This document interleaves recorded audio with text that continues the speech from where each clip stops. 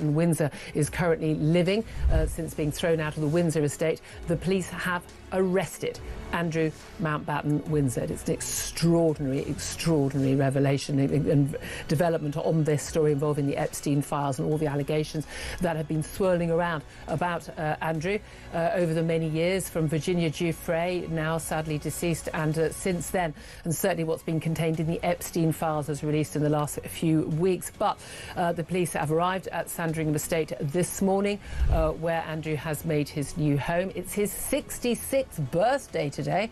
What a birthday present that is. He has been arrested by the police. Of course, the brother of the current king, the second son of our late Queen Elizabeth.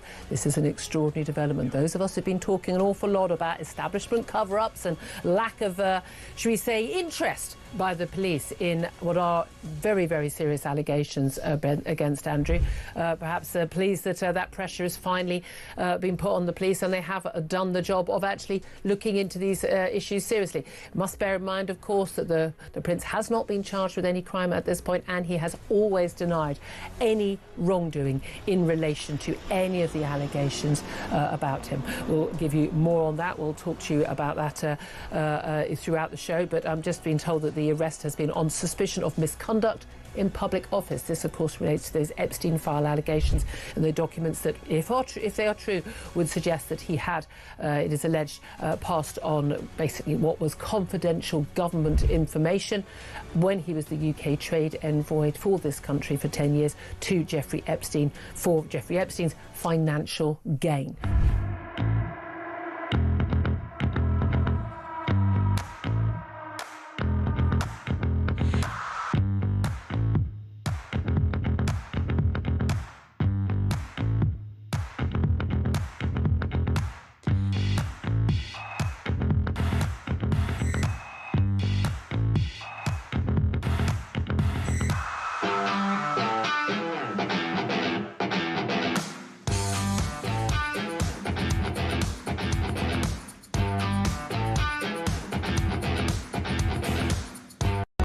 Across the UK, on DAB+, on your smart speaker, on your smart TV, and on your side.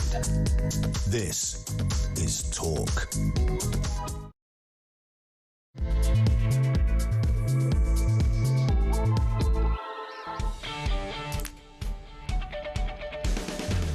Very good morning to you. Just gone 6 o'clock. What is it? Tuesday the 7th of April. And for you slackers who weren't here yesterday, listen, we were here on bank holiday. Alarm clock Britain doesn't stop. Welcome to the show as ever.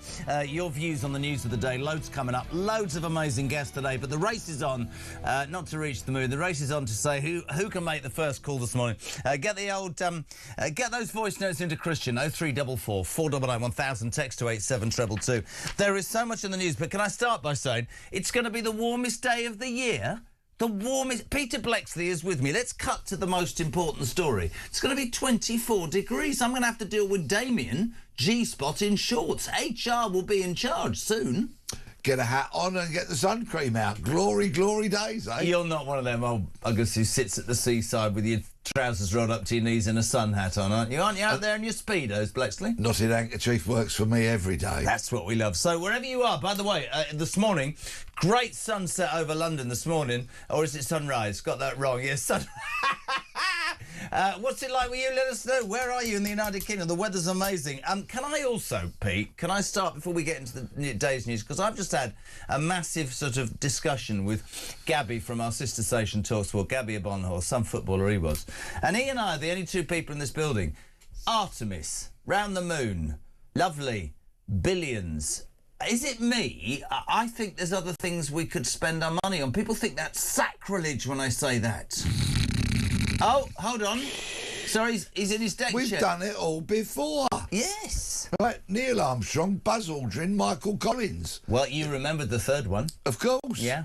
Big respect to him. I mean, how must he have felt going round the moon while the other two had a jolly up on it? I mean, but fair play. You'd have been hacked off, wouldn't you? They got out for a walk. Yeah, yeah. He could have had cramp. And then how many years ago was that? God, I remember it as a child. And now what? They're not even going to land on it. I mean, they're just... But we are viewed as cynical. This is magnificent. We're spending billions and we'll find out There's messages on this thing already saying, do you think you could build a pub on the moon? I don't want to be one of those lefties or whatever, but I just wonder genuinely whether the money could be better spent. If they build a pub on the moon, this government will tax the hell out of it and they'll have to close, like so many others are, tragically. Right, my friends, welcome to Tuesday the 7th. Your involvement, please, straight away, 0344 419 1000. What are you waking up to apart from the warmest day of the year and a spaceship that's gone as far as ever gone? Junior doctors this morning will go on strike. Let's get serious. They have cost the NHS with this the 15th strike, I think, in the last few years, 3 years, £3 billion. The total pay rises offered by the government to this left-wing band, the BMA, comes to nigh on 35%. I said this yesterday, I'll say it again. This is the NHS, right? There are patients languishing, right? In corridors, there are people waiting for cancer treatments, there are people waiting for operations, and the junior doctors are allowed to just swan off. Interestingly, we've tried to get them on the show. You'll love this, Pete. They won't come on the show, not because they don't want to come on the show, but because they're all on an extended Easter break of 10 days. Can I give a brief history lesson, if I may? And I'll try and keep it brief, right? Not long after I joined the police, and the police in those days, 1978, were on poverty-level wages. The outgoing government, Labour, had commissioned a report. It was called the Edmund Davis Report. Yeah. And it came back and it said, look, the police pay and pensions is in a dreadful, dreadful state, so something is going to have to be done about it. And as a result of that, we got a pay rise knocking on the door of 40%. Wow. OK? It was vast, but it brought us up to a decent level of pay, and the pension entitlements became much, much better as well. All part of this package. It was actually, those measures were brought in by Margaret Thatcher, but people forgot that it was the outgoing Labour government that had commissioned the report. Even Labour back in those days had realised the police were grossly underpaid.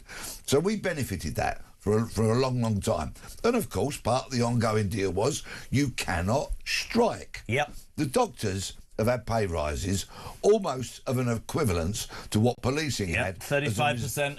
As a result of the Edmund Davis report. The fact that they are still striking shows that the BMA is just riddled with lunatic left-wing people who seem to be utterly determined to do nothing other than cause chaos, harm people, and maybe even contribute to people's deaths. And I'll go further. I said it yesterday. I'd love your thoughts this morning, police. I think there is increasingly a case for saying that the junior doctors should be treated like the police and like the army, which is, it means that it's financially they're not allowed to. They're not legally allowed to strike. Now, I'll go a little bit further because we were having this discussion yesterday, and I think it's a good idea. I'd love to hear from you. Their gripe is always the same, which is it costs us millions or hundreds of thousands or whatever it is to train, and we have loans, blah, blah, blah. I have a really, really simple answer. I said it yesterday, I'll say it again. I will, if I'm in charge of the NHS, I will pay to train doctors, right?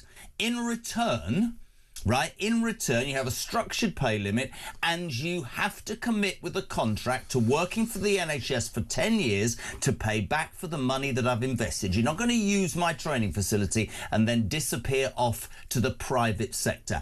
And combined into that pay structure, and you work for me for 10 years, you're not allowed to strike. I don't understand why that doesn't make sense to anybody. Here's a challenging question for you then, if I may. I might get it wrong. What happens if somebody breaks that contract? What are you going to do? Sack Are you going to claw money back? Maybe. That's already been invested in their training? You've just destroyed my policy at 6 minutes. I'm here to ask the challenging questions, same as I would do if you were a politician. Well, we need to. You'll have to come back to me on that one. What do politicians say? I've got to go now. I'm being serious. Yeah, but so sanctions should be put in place. Sanctions should be put in place if you leave before that. Yeah, maybe. claw the money back. Maybe your pension. I don't know, but it just strikes me that we're financing them. And you're dead right. The BMA cannot in any way look in the mirror and say that it gives a damn about people's suffering or the waiting list or the cancer treatments or the operations. They care only about their pockets. And the other thing is, without sounding crass in any which way, when I tune in and I see, they all look about 11. They all look like they need a good wash. I'm utterly convinced. I said this yesterday. How many of them are foreign students, foreign doctors that have come over? I'd love to know your thoughts on the junior doctors. £3 billion they'll cost the NHS. 15th strike in 3 years. Alarm clock Brits. You're up and at it this morning, are you? You're up and at it to work, and junior doctors, a third of what they are they've been given. 0344 499 1000. Let's talk Donald Trump. Donald Trump, again, I listened yesterday to Sir Simon Mail, British Army General retired, who said the thing with Donald Trump is it goes from the sublime to the ridiculous. There's a lot that you go, that's genius. And there's a lot that you just think, what the hell is going on? Last night he said that he'll wipe out Iran in one night, possibly tonight. That's the entire country if he doesn't get a ceasefire deal. Let's have a listen. This is Donald last night at his maddest, I think. Here we go. The entire country can be taken out in one night, and that night might be tomorrow night. Pete, talk to me. I mean, President Trump's unpredictability is one of his great strengths. He wrong-foots everybody. Does he? Yeah, undoubtedly. I mean, look what he's done to Starmer. He's tied Starmer up in knots. He described him yesterday as Neville Chamberlain. Now, for people who don't know, Neville Chamberlain was the man who said, I will find peace with Germany. In my hand, I have And he a went piece off of to paper. Munich, and he came back, he got off the plane, and he waved a piece of paper and said, I have a peace agreement with Adolf Hitler at the exact moment that Hitler was invading France, I think. Let's just watch the Neville Chamberlain. This is Trump at his best, anti-Starmer. The UK has a long way to go. We don't want another Neville Chamberlain. Do we agree? We don't want Neville Chamberlain. That is one hell of an insult. It's not a great insult, is it? But apparently, I've got to be balanced on this show, right? Yeah. We have sat here, I have to be balanced and quite right, we have sat here and we have castigated Keir Starmer for 15 U-turns, an inability to lead, a lack of political DNA.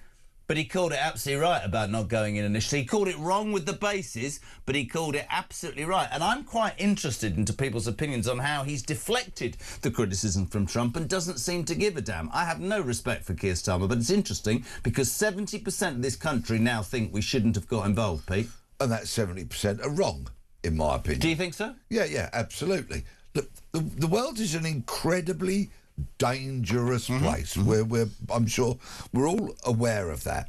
And for decades, America has been our greatest ally. I get that. Successive governments of whatever political persuasion have looked across the Atlantic and known that we need them. We needed them to win World War II and others, yes, I know, but we needed them. I agree. We need them today as much as we needed them in 1944, 1945. But do we need to get involved in a Vietnam or an Afghanistan? And I'm not sticking up in any way for Starmer. Nobody listening to this show could ever say that.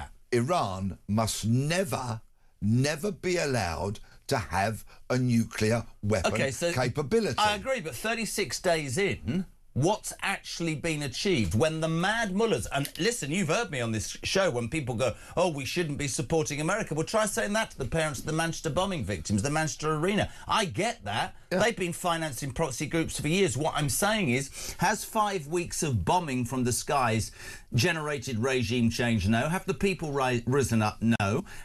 But we don't know what's happened to that infrastructure. I think that's the hard thing, isn't it? 5 weeks of bombing Iran has fundamentally shown what a massive danger to the world this regime is. And if this regime had a nuclear weapons capability, what do you think it would have done? But then why is he trying to extract himself? It would have hit that button and it would have fired them. I completely agree, but why is he trying to extract himself then, left, right and centre? He looks as if he realises that he's... I mean, I'm being completely serious. I didn't imagine 5 weeks ago that, in effect, Iran would be calling the shots, and that's true, isn't it?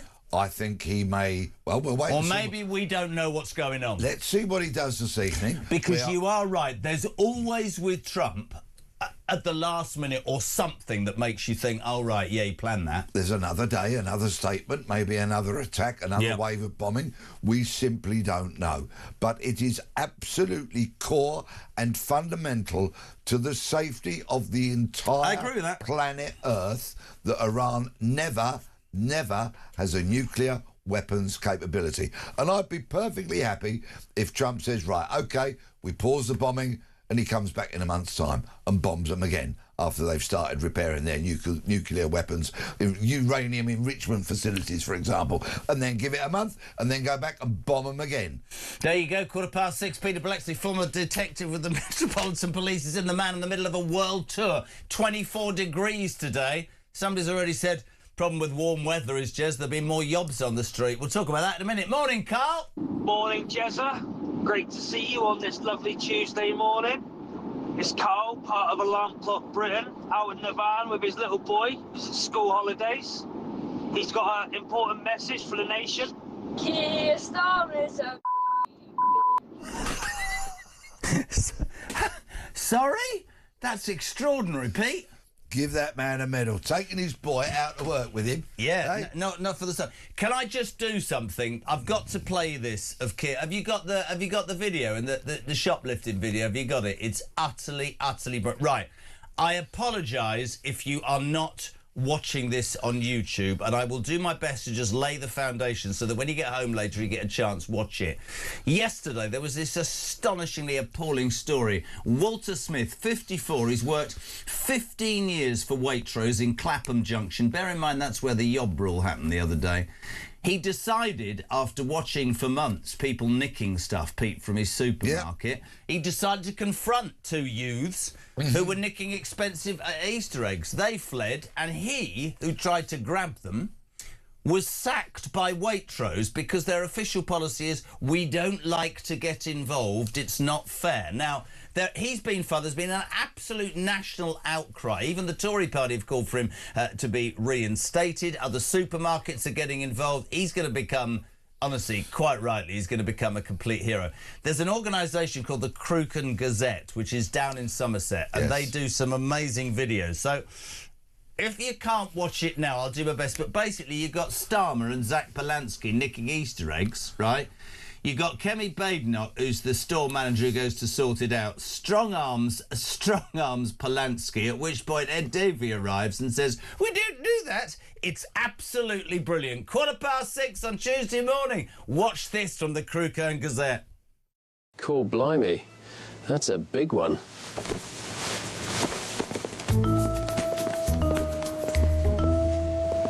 Would be tapped out here. Young lady, I believe I have just seen two jolly fellows stealing Easter eggs over there. Right, that's not good. Leave it with me, sir.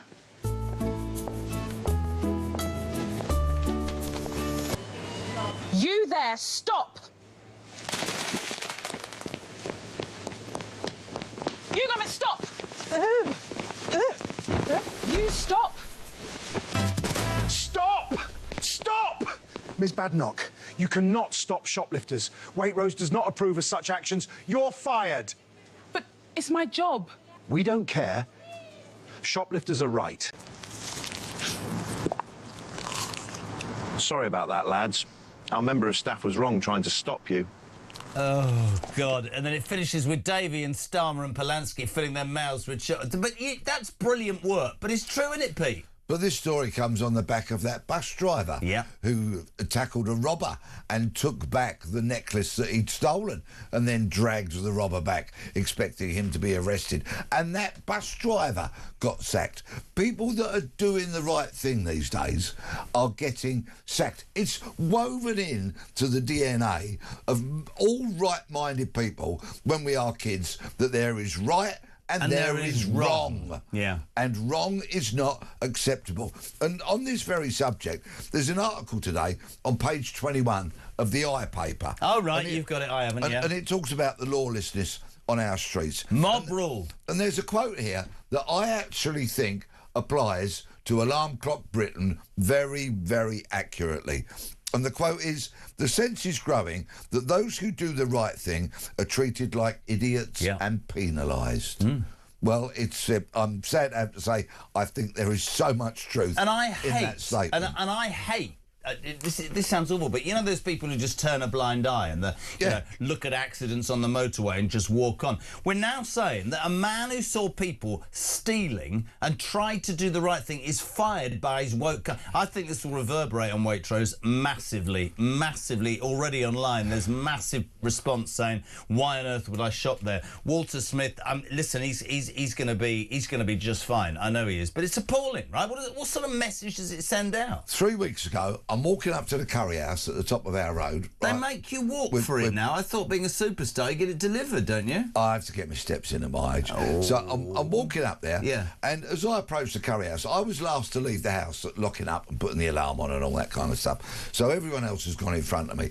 And as I walk up, the co-op's next door to it. A couple of co-op employees come out the front door, and they are having a tug-of-war over a couple of holdalls with hoodlums who have gone in there and filled them with loot. They've gone in there and stolen. So, of course, I instantly go, right, I'm going to have a bit of this and help the co-op employees just as they break free the shoplifters. They've got stuff under their arms in these bags and this, that and the other. They were a lot younger than me, and I was never going to catch them in a foot race. So what I do is I swing my size 12 at one of them, open and boot him and trip him over, and then I can nick him, right? But you can't nick him in at a copper anymore. Yeah, theft's an arrestable offence. Of course I can arrest him, right? So can you? So the question, because you're retired, can you still arrest somebody? It's an arrestable offence. Anybody can. Oh, right. Okay. Any arrestable what, offence. a citizen's arrest? Yes. Right. Yes, okay. yes. That's going to work. As long as it's an arrestable offence. Oh. You need to look up and know. What, before you, in the middle of a crisis, you've got to look up online whether it's okay. An arrestable offence is dictated by the punishment that can be handed down for it. Okay. Cool. Yeah. So I swing my size 12 at him. Yeah. I connect on his shin, which unfortunately doesn't knock him to the ground, but it does throw him off his stride. He drops some nicked gear, which is good because we get that back, and then him and his blooming accomplice leg it, and I can't catch him. But I'm concerned about, because the co-op's got a non-intervention policy. You know, with these guys now, under these lunatic non-intervention policies... You're going to be sued for bruising his leg. Yeah, well, bring it on. So many of these stores, these large stores, have non-intervention policies, and so shoplifters are getting away with it. What these stores need to do, out of their billions that they make, not little corner shops, though, Pete. Come on, not little corner shops. No, well, I've got a mate who runs a little corner shop, and he's got very, very effective anti-shoplifting. Basically, when the tour ends, Peter Blex is setting up protection for your local store, isn't ya? Well, put it this way.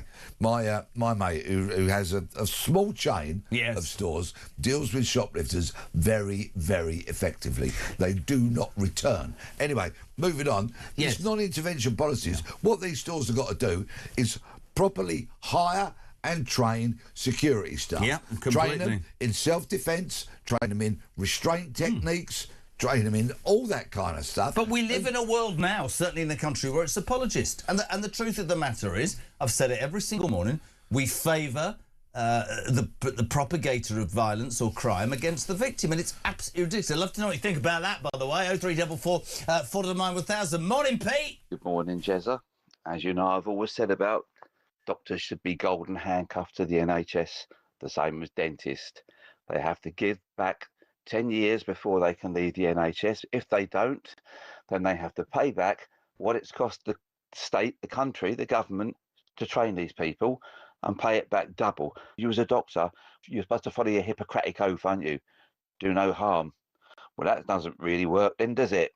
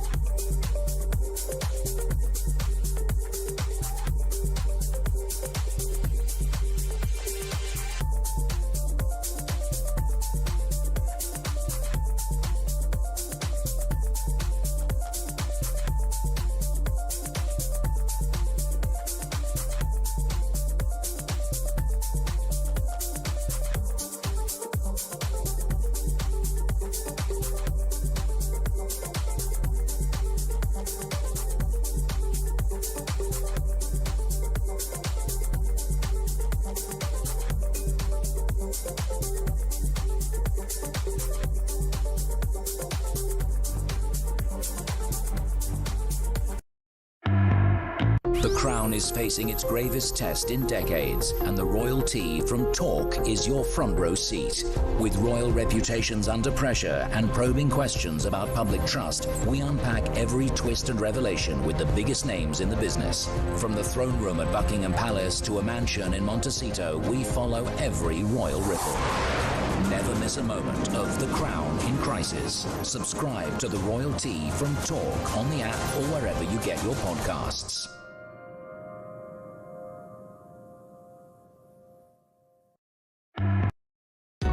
Across the UK, on DAB+, on your smart speaker, on your smart TV, and on your side.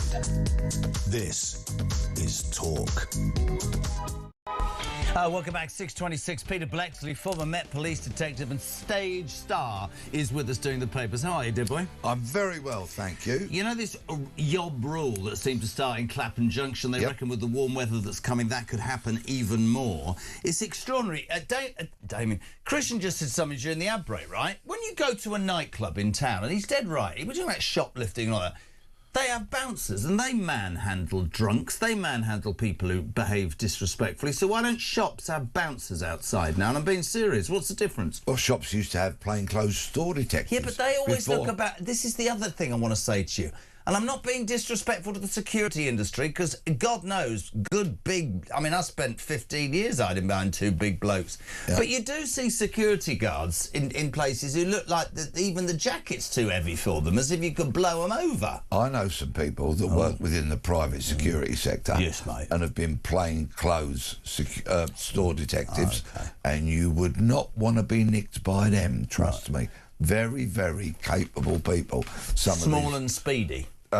Sometimes large and speedy as well. Very, very effective operators. Jeff says all shops put the cost of theft on the goods nowadays, so they don't lose out. I might just steal my week's shopping from now, and if you can't beat them, join them. They do. But look in the Daily Express today, page 9. They've got a crusade, as they're calling it. Stop the shoplifters. Well, good luck to the Express. I'm glad they're doing what they are doing in highlighting it all. But this is part of the greater lawlessness of this country, and it's really very important because it cuts across that story in Clapham with all those yobby youths taken to the streets. It cuts across knife crime, shoplifting, and yes, dinghies coming into the UK full of people who are illegally entering. It gets into our psyche, and as a nation, millions of us, I'm sure, are utterly appalled by all of the aforementioned lawlessness, and that is what it is. You set the alarm clock, you get in the van, the car, the train, the bus, the tube, you go to work, you work very hard to provide for yourself, for your family, put food on the table, clothes on people's backs, and this is all around us. Absolutely. George says, can you ask Peter's thoughts on Borstal and how it would affect the crime committed by under-16s today? I'm approaching 60, was born in Newham and had the fear of God put in us when we were younger not to commit crime because that was what could happen. Thoughts, Pete? Borstal actually sorted a lot of errant young people out back in the day. By the same token, it made some bad people worse, but then no system is ever effective. Young offenders institutions now are generally lawlessness, and there is so much violence going on in them. And yet again, we're talking about lawlessness within the prison estate. We need to restore some law and order in this country. Completely agree. And we're going to do it by using the D word, which all the lefties and the progressives and all those unhinged idiots will hate, and the D word is discipline. Completely agree. 6:30. Morning, Damien. Morning, Jezza. First day back in 9 days for me. Absolutely perfect way to start the day is listen to your moaning and groaning about the world going wrong. But I must be honest with you, I have missed you, though. You make sure you keep up the good work, as I know you will do. Sorry, moaning and groaning isn't just highlighting the mess we're in. I think when you come in, I sound quite balanced. Do you? Well, that's quite a statement. Right, so you're waking up to the news. Go on, you're waking up to the news. Junior doctors are going on strikes, costing £3 billion the last 3 years of strikes. That's good, isn't it, when you've got absolutely no money? Do you know this story yesterday about the benefits? This is brilliant. So yesterday, it turned out that if you don't work and you want to have lots of kids, you'll end up with £6,000 more than your average hard-working family, because it's a benefits bonanza giveaway under this government, specifically if you're unemployed. I have to do this, Pete. Yeah. Following on from that benefits payday yesterday, there's a story overnight that will cause even Peter Blexley to potentially be quiet. We've learnt that dead people in the last 12 months have been given 850 million quid in benefits. Sorry, let me get this absolutely right. Yes. So there are people listening to this who pay too much tax, who can't afford their bills, who are struggling, as you said, to put food on the table and look at, and we've given 850 million pounds, not million, nearly a billion, to dead people. And people wonder why this country is on its arse. But within this article, which is on page 4 of the Telegraph today, very upmarket, thank you. There is an even greater revelation. Go on then, you than do the it. 850 Have million you done it with your green to dead pen? people. You have, haven't you? My green highlighter, yes, of course I have, yeah. OK, a total of, brace yourself, yes, 9.5 billion in benefits was overpaid in 2025 alone. Overpaid? Nearly 10 billion. Overpaid, right? They reckon 2/3 of that is fraud. Fraud. So thieves stealing it. So that's a 10 billion black hole. And that's why there's a black hole. And 20% down claimant error. So 9.5 billion, and so much of it down to fraud. 0344 499 1000. Obviously, you can't text us if you're dead, but in fact, if you are dead, you might have got more money than if you are an alarm clock Brit, the way it's going, because it's all gone wrong. Morning, Craig. Morning, Jezza. Craig, alarm clock Brit. Talking about the young doctors striking again and the NHS payback after training. It happens across the board in many sectors. Like, I got my digger ticket from a company once. What I had to do was sign a contract, had to work it off over 2 years. If I left the company before the 2 years, yes, I had to pay it back. It's as simple as that. If you want to get trained and you don't want to pay for it and you want the NHS to pay for it, you stick it out. That's what it's there for. Couldn't agree more. 0344 499 1000. Other big news story today, Pete, and it's literally everywhere in the Sun, page 7. You'll have heard, well, you know who Kanye West is, Mad Ye, or whatever his name is, mad rapper, singer-songwriter, was married to Kim Kardashian, has been quite rightfully outed as quite possibly one of the most vocal anti-Semites in the world. He's made many interviews, who made horrible, horrible things said about the Jewish community. Lo and behold, some festival called the Wireless Festival, basically it's a big summer festival, decided to book him in a headline, and suddenly everybody, including Pepsi, all these major sponsors, were pulling out. Overnight, Melvin Benn, you've never heard of Melvin Benn, have you? No. No relation to Tony. Anyway, the boss of the Wireless Festival, Melvin Benn, has defended booking Kanye West and urged the public to forgive him after the rapper's Nazi rant. But Home Secretary Shabana Mahmood, again saying we're not sure doing the right thing, is considering blocking West from entering Britain over his history of anti-Semitism. Can I just say something very quickly to you? Please Yesterday, because people won't have heard it, we had Starmer coming out and going, this is absolutely outrageous, absolutely awful. And I don't disagree. But where were you, Keir? Why weren't you being completely shocked and horrified at that Bob Villan rant at Glastonbury, deaf to the IDF? You didn't say anything there, did you? And you didn't say anything about the hate marches every weekend where people are burning Jewish and Israeli flags. Is this just him, do you think, Pete, trying to clasp the moment? Because anti-Semitism is rife in this country. It should be utterly cut out, not just with Kanye West, surely. I quite agree. Now, Shabana Mahmood's only had the job of Home Secretary for about 7 months. She's the longest serving one in 25 years. Yeah, she talks tough. She talks a good game. I'm yet to see any delivery on pledges. She shouldn't be saying, I'm considering banning him. She should say, he's not coming into this country. Yeah, End completely. of considering. Yeah, I'm considering losing weight, but I won't. Why not? Because I like chocolate and beer. How many Easter eggs did you eat? 2 yesterday. Did you? Well, one was a cream egg. I had a white chocolate cream egg yesterday. How do you eat yours? Do you get it out with your tongue or your finger? Bite the top off, and then pop the rest in one go. In one go? Well, no, I'll bite the top off first, have that in one go. Do you? And then do the rest in All right, Pete. Yeah. And then you roll down the pub. Yeah. How many pints did you have yesterday? 6? Yesterday. I didn't drink at all yesterday. Oh, right. No. 0344 499 1000. It's like Angela Rayner. Dear Angela's given up. She's gone. She's on the wagon. Well, I think she's probably been on the wagon before, but not to give up. What are you looking at me like that for? Yes.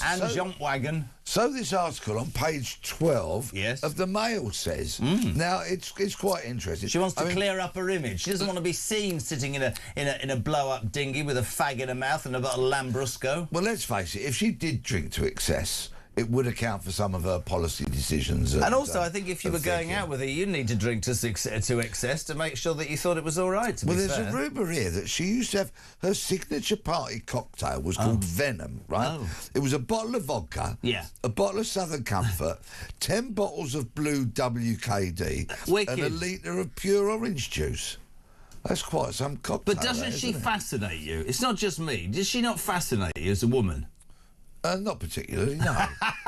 No. I just love the fact that ever since you gave up and you go on this world tour and Mrs. Blexley drives you, you've developed... You walked in the studio this morning with the biggest thumb on your forehead I've ever seen in my life. And I wear it with pride. I'm very happy to do what I'm told by my wife. Very happy. If it wasn't for my wife telling me what to do, I would be in the gutter. No, I'm with you. If I honestly, if your wife hadn't told me what to do, I'd be in the gutter. Morning, Jez. Mike from Wigan, part of Alarm Clock Britain. Halfway through my 3.5-hour commute to work in Bath. Whilst I'm not condoning shoplifting, here we go. Surely Waitrose have just given an open invitation to every Tom, Dick and Harry to just come in and help themselves. Absolutely. Morning, JK. This is Sean in Gloucester. Perhaps a solution to various political parties pandering to the feckless.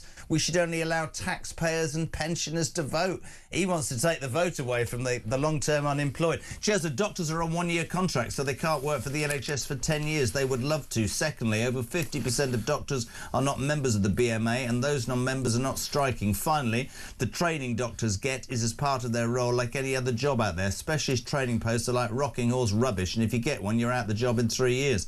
Anthony in the north. Jez, tell Pete I joined the Met in 67. I went to Hendon and then to Peckham. We had no bother with shoplifters. Purchase, yeah. No CPS, just our station sergeant at the Nick. All charged to Tower Bridge next day, all done and dusted. We got 20 quid a week. 3 shifts, I love you. Well, as a fellow Peckham police officer that I am, thank you for your service, buddy.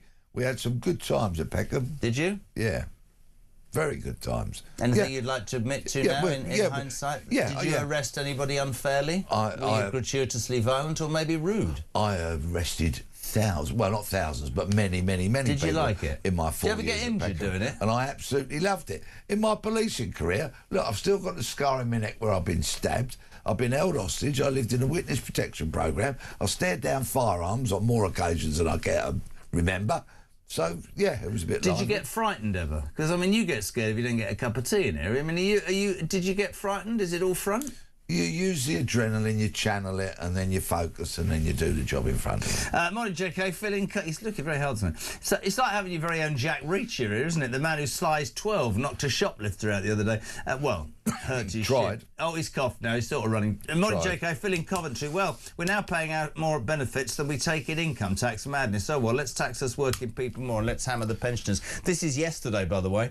Yeah. You know this benefits giveaway? That now means that our taxation received from our workers in this country is 331 billion, and we're paying out benefits of 333 billion that will raise to 400 million. It's ridiculous, man. Socialism in a nutshell. They love spending out other people's money, don't they, until it's all run out. And then, of course, the economy collapses, we have a general election and they get booted out. Hello to Trev in Boston. So we're not only... tomorrow we're going to hear Starmer with his robotic voice standing up at PMQs praising himself for helping kids with breakfast clubs. Yes, we have removed 500,000 people from poverty, especially kids. He's now going to be praising himself by saying he's helping lazy people who don't want to work with extra benefits. That's how people feel. 0344 499 1000. It's Talk Breakfast with me and Peter Blexley, and we'll head stateside with Kinsey Schofield next on Breakfast.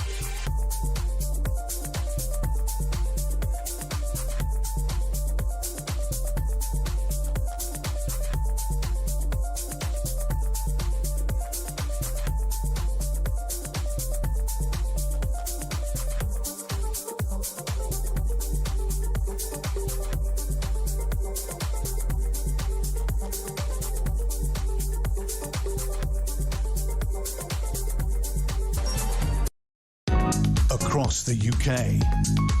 On DAB+, on your smart speaker, on your smart TV, and on your side. This is Talk.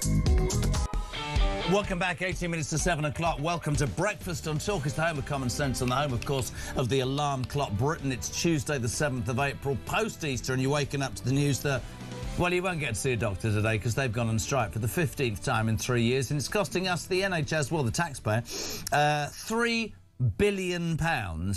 And that left-wing trope of whatever you want to call them, striking again. Something has to change. Genuinely think something has to change. Donald Trump overnight, another one of those press conferences, is going to wipe out Iran in one day, the entirety of Iran, unless they come to the table. Slagging off Starmer again, saying he's no Neville Chamberlain. The boss of the Wireless Festival, that's the festival this summer that wants to employ Kanye West, says, you must forgive him. He's an anti-Semite. Starmer's jumping up and down. We're not going to let him in. What about banning the hate marches then, Starmer? People, my Jewish friends being persecuted on the streets by people, and you're doing absolutely nothing. Think about that. 0344 499 1000. Later on, by the way, after 9, Reform's London mayoral candidate, Layla Cunningham. Layla will be here.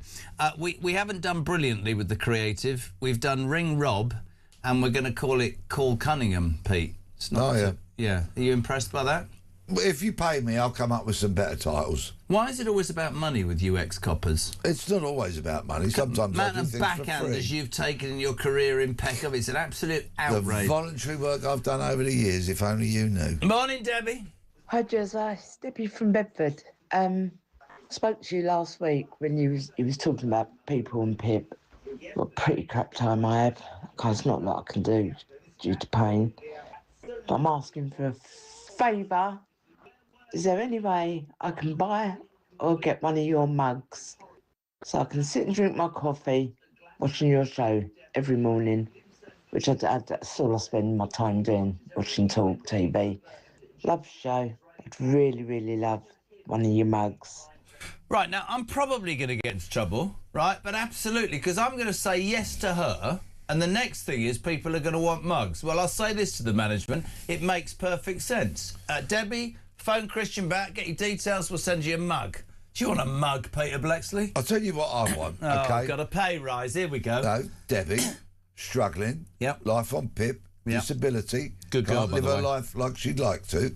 Just look at what we've been talking about today. That $9.5 billion in 2025, right? 2/3 of which is fraud. I'd like that to be sorted out. I'd like all the people who are claiming benefits that shouldn't do, the shirkers, yes, and those people who lay on the sofa all day in their urine-stained jogging bottoms watching daytime television because they're too bone idle to get off to set their alarm clocks and to get off their backsides and to go and earn a living. I'd like all of that to be sorted out so that people like Debbie could be paid more and could have a better standard of living. Couldn't agree more, and that's the argument, you see, because whenever we talk about benefits on this station, people naturally get, oh, what are you saying? Are you saying I'm genuine and that should go? No. In fact, the fact it's being defrauded and game played by so many means people like Debbie, who will be getting a mug, genuinely, she's missing out. 7:15, 0344 499 1000. Your views on the news of the day you would talk. It's so good, by the way, for you to tune in. Thank you so much indeed. People all over this country have suddenly found Talk and they're going, that's quite commonsensical, isn't it? Yes, that's the whole point, right? Common sense, right? Your chance to have your say. Let's go... well, I'm sort of... How'd you get there? Sort of left about 8,000 miles. Let's go to California, the legend that is Kinsey Schofield. Good morning, gorgeous. Hi, I want a mug. You want a mug? I want a JK mug. You can have the real thing. Oh. I'm joking. So, see, this is going to happen now. I'm going to leave this building, this studio, at 10 o'clock, and probably Ricky, because he's a bit like that, or somebody else is going to go, you can't be offering mugs, that's going to cost us money. Well, tough. I think Debbie deserves a mug. Bless him. Look, Tommy's just walked in. Do you think Debbie deserves a mug? Nodding. You see, this is what happens, people who don't want to... Nodding doesn't work. Kins, good morning, my darling. How's life in America, by the way? How are you dealing with the Donald? It's a bit up and down, isn't it, at the moment? You know what? I was on a vacation last week, completely oblivious to everything. I consumed mass amounts of champagne, and I'm just now re-entering the real world. So I I can tell you I'm excited for King Charles's visit on the 27th, 28th in D.C. It sounds like everything is all systems go. But other than that, I've been oblivious to the real world, and I enjoyed every second of it. Are you going to D.C. for when Charlie arrives? I am, yes. Do you want to be honest, because we've worked together a long time? Do you want to be truthful about why you've been away? She's been in rehab, ladies and gentlemen. That's entirely what she fought a champagne addiction. That's what we're talking about. I'm only messing. I'm only messing. Well, I was a little nervous because I was staying with a friend and I have a crush on her son. And I was like, does he know? Sorry. Can we... This is the Jeremy Kyle show at 7:15 in the morning. Sorry, do you want to talk about... My 84-year-old friend and her 58-year-old son. And I was like, does he know I have a crush on her son? Did anything happen while you were staying there? I wish to God I know, but I really, you know. Have you told him? Have you? I'm going to go back. I'm getting ready for retro. Have you? What's his name? I'm not saying it because he's a celebrity, so I'm not. I don't want to say he's that. a celebrity. Yes. Do we know him? I mean, I do. Is he an actor, a singer, a dancer? What is he? A chat show host? He's a producer and he's on Bravo. Ladies and gentlemen, please welcome him to the Jeremy Kyle show. No, I'm joking. On he comes, and then there's a big argument, and then they get married with a ring I provide. Right, listen, let's talk... Oh, bless you. We want that to happen. You know I'm going to dig now. I'm going to dig. I'm getting him on the show tomorrow morning. Andrew Mountbatten-Windsor, we saw stuff over the weekend. The thing is, we've had a bank holiday here, which it means that people haven't been at work. Lots of stories coming out. Apparently, he won't move out of the house that he's sitting in whilst another house happens, and he had a few words with his brother. Also, this morning, he had a physical altercation with one of Queen Elizabeth's most senior aides. The former Duke of York is said to have lashed out physically at Vice Admiral Sir Tony Johnson-Burt, Master of the Royal Household, after he was told he could not accommodate a pitch at Palace event at BP. He feels that everybody's out for him. Can I just ask you a question, which is probably... I know exactly what you're going to say. Do you think enough is enough yet? Do you think he's being unfairly treated, Andrew Mountbatten-Windsor, or not? I mean, I think what we're doing now is trying to hold the royal family accountable for protecting him in the past. I mean, Andrew has always been the royal family's ticking time bomb. For decades, people around the palace knew the entitlement, the arrogance, the sheer nastiness of the man was never exactly a secret. It was whispered about in, corridors, joked about behind closed doors. I think it was quietly tolerated because he happened to be the favorite son of Queen Elizabeth. And what we're seeing now is the world saying, actually, I do have an Andrew story and I'm ready to hold him accountable, but I don't think it's unfair if it's the truth. No, I agree. Apparently the altercation was described by one member of staff as a kinetic blowout that caused astonishment. He has always been known as that. I'm fed up. I'm being completely serious. I'm fed up seeing pictures of him. I know it's going to take months and months and months, and whether he ever comes to court or not. But I also understand very much that there are people who will go, well, hold on a minute, and said it to Pete earlier, Britain's struggling, right, Pete? And then you just think to yourself, well, his idea of being exiled is to have a chef and a valet somewhere at Sandringham. But while we're talking of him, and while we have Kinsey on the line, there is a really good news story for every man, woman and child in America today. Kinsey Schofield fancies somebody on Bravo. We will be finding out who after this break. Sorry. And that story is that Sarah Ferguson has vowed never to go to America again. There should be street parties. They should make it a bank holiday in America because Fergie is never going I don't believe. I think she will do anything to hawk that story. Don't you, Kins? Yeah, I don't believe, if the right opportunity comes along and the dollar amount is acceptable to her, I think she'd be on the first, she needs the private, maybe the private jet, but I think, she's so totally centered on money. If somebody offered her, I mean, honestly, I completely am with Kins. I really am. Also, this is a very shocking story, both of you. I want you to try and be calm on this. Prince Harry and Meghan Markle reportedly burned bridges with their book publisher amid the next Netflix fallout. Is there anybody those couple of lowlives haven't fallen out with on their quest for global domination? The ginger one and the angry American? Well, on Kinsey Schofield Unfiltered a few weeks ago, Paula Froelich reported that Harry and Meghan kept calling the publisher asking if they could get paid more. And the publisher was like, look, we still haven't, the return on investment isn't there. So they kept calling going, when can we expect another check? But when it came to hiring the ghostwriter, the multiple editors, printing the book, while the book was successful, it wasn't so successful that Harry and Meghan should have realistically sat back and waited for additional checks to appear in the mail.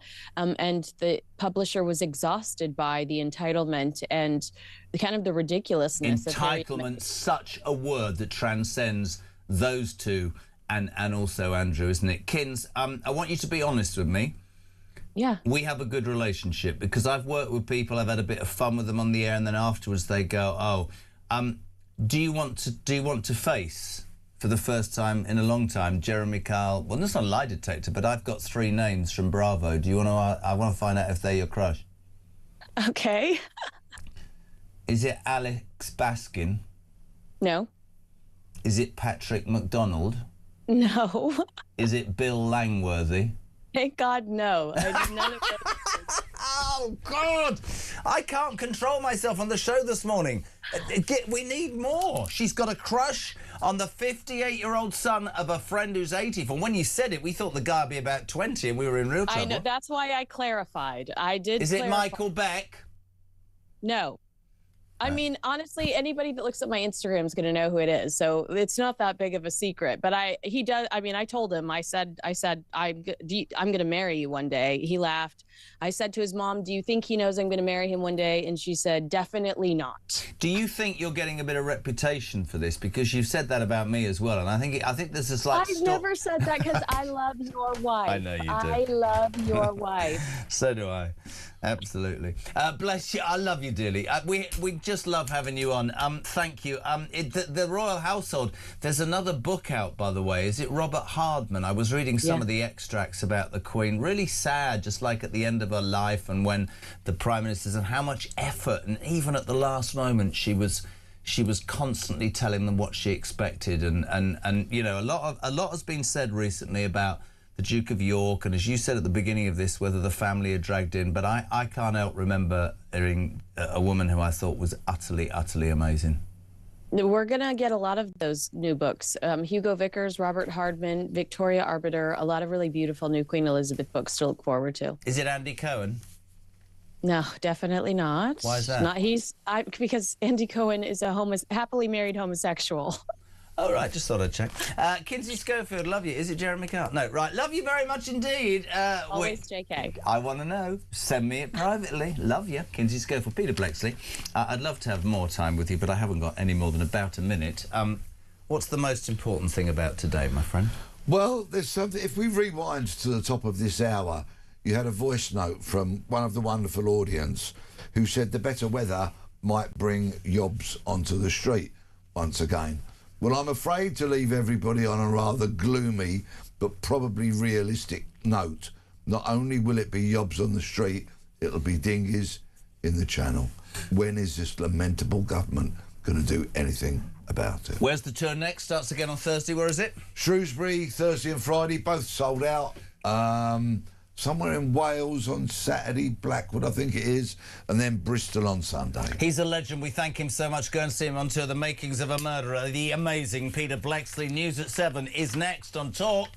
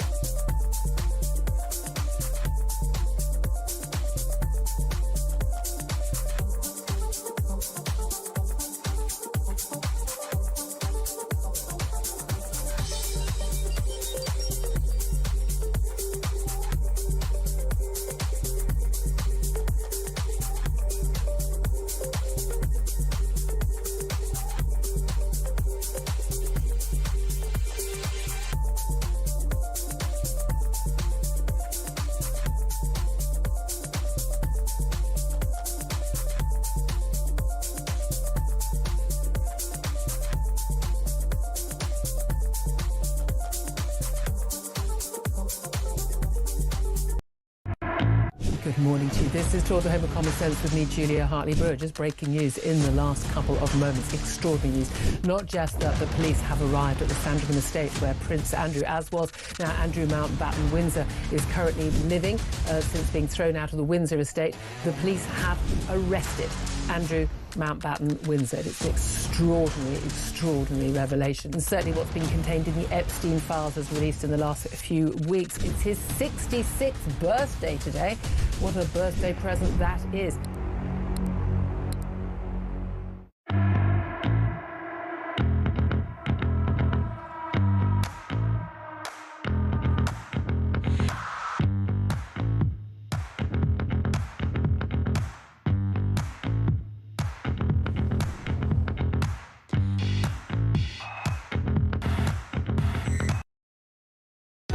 Across the UK, on DAB+, on your smart speaker, on your smart TV, and on your side. This is Talk.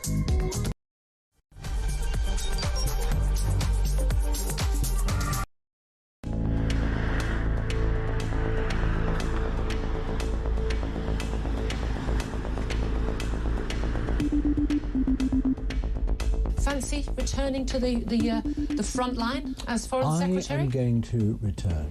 I am going to return. To the people from whence I came. Hello, I'm Peter Mandelson, and I'm proud to serve as His Majesty's British Ambassador to the United States of America. I feel a tremendous sense, a profound sense of sympathy for those people, those women who suffered as a result of his behaviour and his illegal criminal activities. And secondly, I regret very, very deeply indeed carrying on that association with him for far longer than I should have done. The Ambassador has repeatedly expressed his deep regret for his association with him. He's right to do so.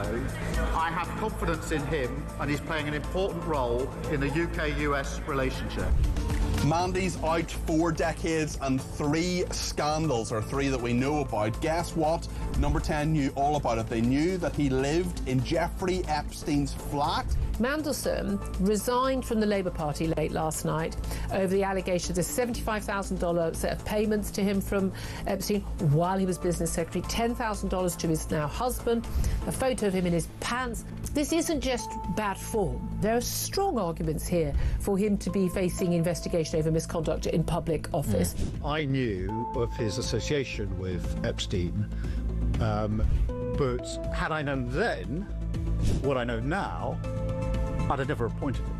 Breaking news that Lord Mandelson, Peter Mandelson, has now been arrested. So Mandy and Andy have now both had their collars felt. This is the establishment, the British establishment on trial. Came to us around about 5 o'clock when we learned that we saw footage of Peter Mandelson being led out of his London home in very exclusive Regent's Park by 3 coppers. Now we have all these allegations, we have all the documentation related to those allegations, which Downing Street is being forced to put out. The first tranche of it will be early next month.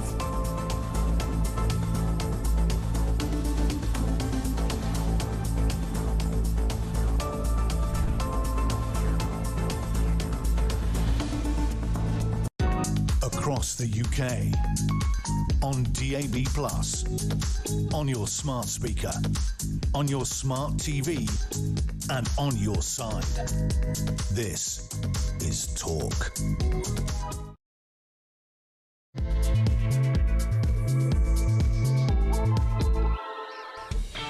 Hey, very good morning to you. Just gone 7 o'clock. We're live and exclusive across the UK. It is Talk Breakfast, the home of common sense and the home of the alarm clock Brit. What are you waking up to, you lucky people, after the bank holiday? Well, doctors have gone on strike, so you've got no chance in hell of having a doctor's appointment. By the way, don't know what you think.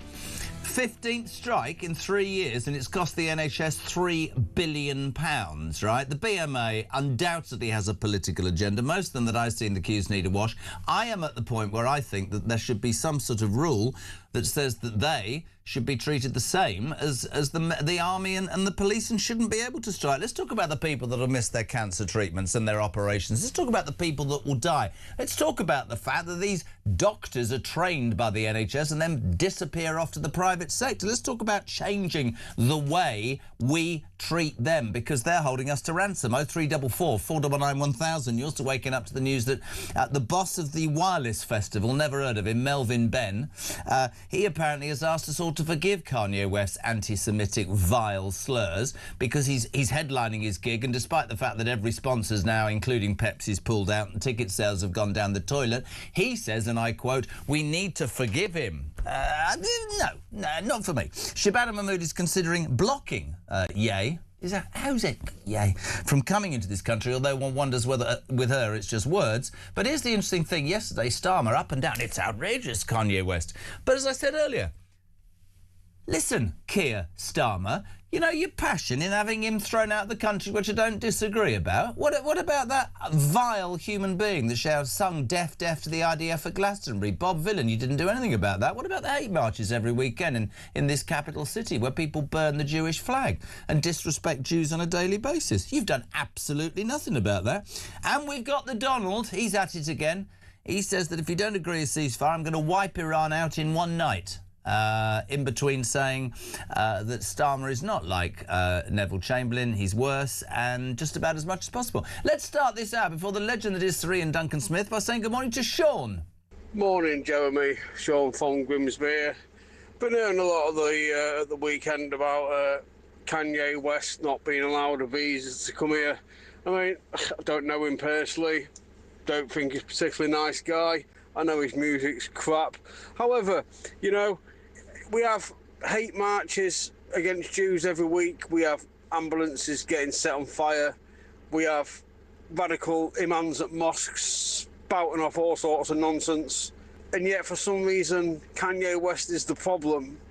Someone can make it make sense, then I'm all ears, mate. Great show. Good man, 7:05, 0344 499 1000. We said very good morning to a man who's booked for the paper, so we've had him in anyway. James Price, former government advisor. Good morning. Hello, my friend. Thank you for having me in here in person. So they told you to come at 6. Yes, I mean, what's going on? Well, you know, I don't sleep, I wait. So it's fine. You wait for the phone exactly, to ring. That's it. Let's say a very good morning to my first guest, who you'd know well. This man, it always spikes the audience because he's honest and straight. Sir Ian Duncan Smith, former Tory party leader. Good morning, Sir Ian. How are you? Morning. Not so bad. It's early morning, but I'm very happily up. My friend, let's start with the main news story of the day, striking doctors. I know what I said for many isn't right. Hottest day of the year so far, and there they are, doing their business. 15th strike in 3 years, a staggering $3 billion at the cost to the NHS. I've heard all about, they this and they that. They've had 35%. People will die, people will miss out on treatment for cancer, and people will miss out on operations. And we can't get anybody from the BMA to talk to us, Sir Ian. You know why? Because they're on a 10-day holiday. Enough's enough, isn't it, my friend? Yeah, I was against it when they first struck. I think two completely different governments have tried and completely failed. They've been intransigent.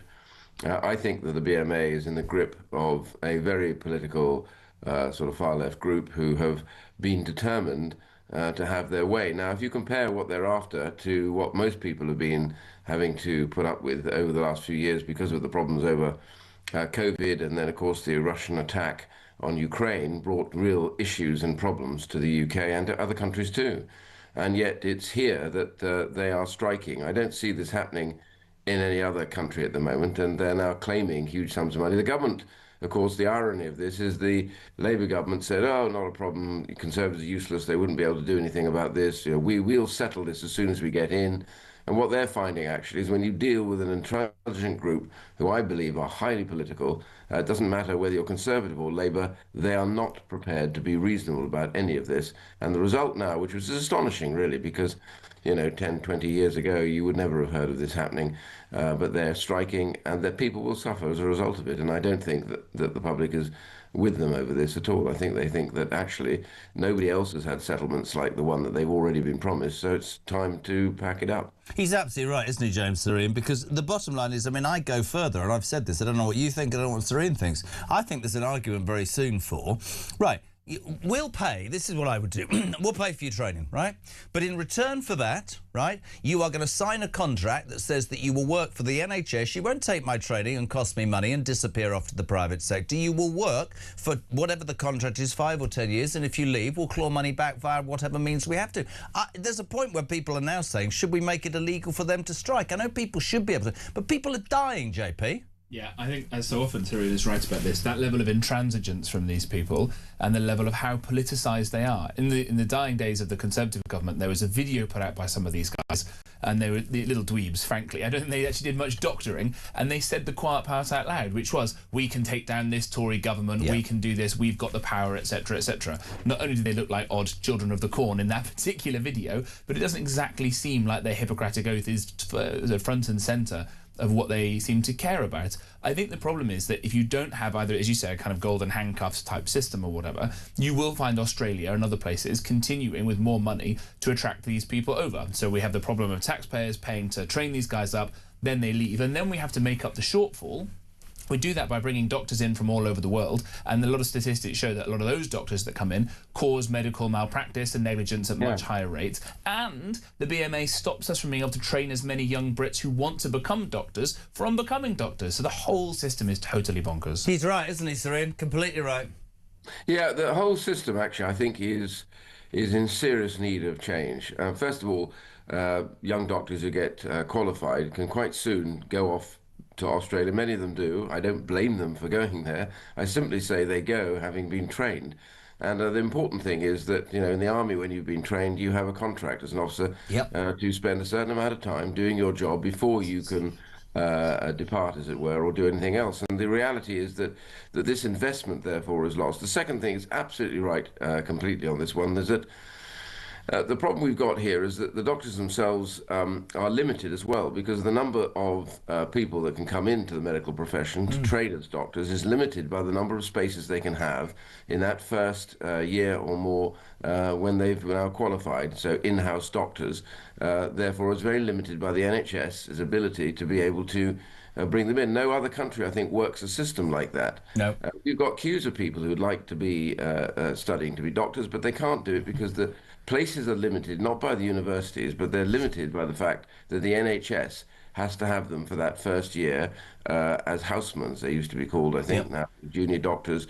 The whole idea of that makes no sense at all to me, because we could be producing a lot more people in the medical professions if we were prepared to invest in that regard, and we wouldn't be held to ransom as we're being held at the moment by the government, who used to laugh their heads off and say, oh, it's only Tory incompetence that means that the doctors won't settle, only to find that they've thrown lots of things that won't settle. But actually, I think that this whole negotiation has shown, certainly West Streeting up, to be completely incompetent. He exactly as you said, Ian, right? He launched into this, I'll sort it out, the Tories are incompetent.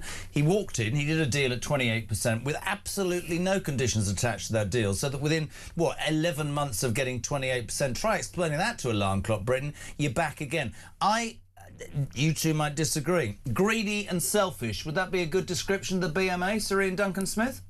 Well, the BMA, I think, different from the doctors themselves, I think the BMA has literally been captured by a group of people that are very, very political. It never used to be like this. It used to be about helping doctors settle, sort things out with pay, all the rest of it. But now what it's become is a very politicised organisation who talk about bringing down governments.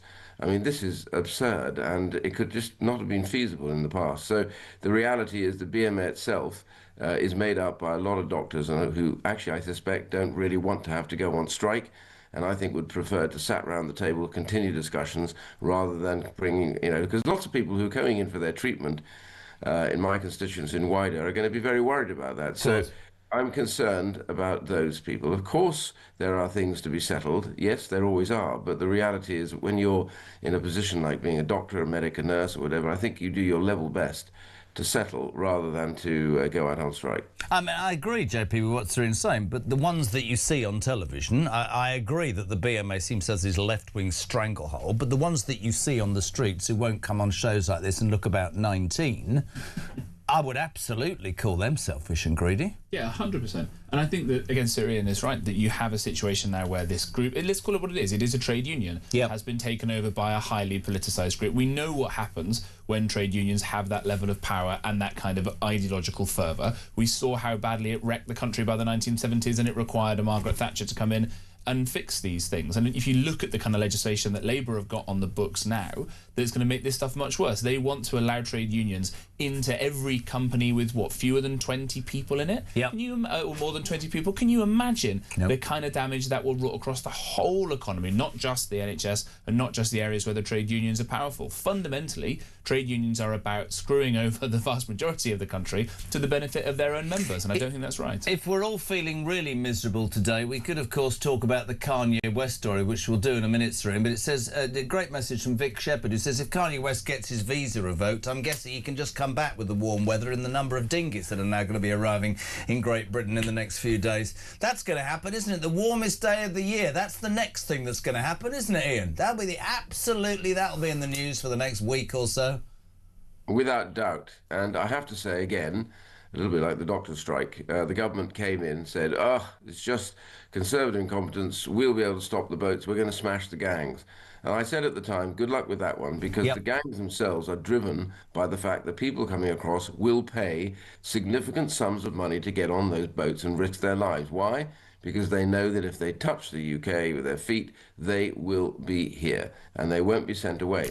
What is the deterrent? The deterrent, is no question, was the Rwanda scheme, where you have to say, when you say to people, if you come here illegally, you will be on the next flight back out, but this time you'll be going back to a place which is further away from anywhere that you've actually come from.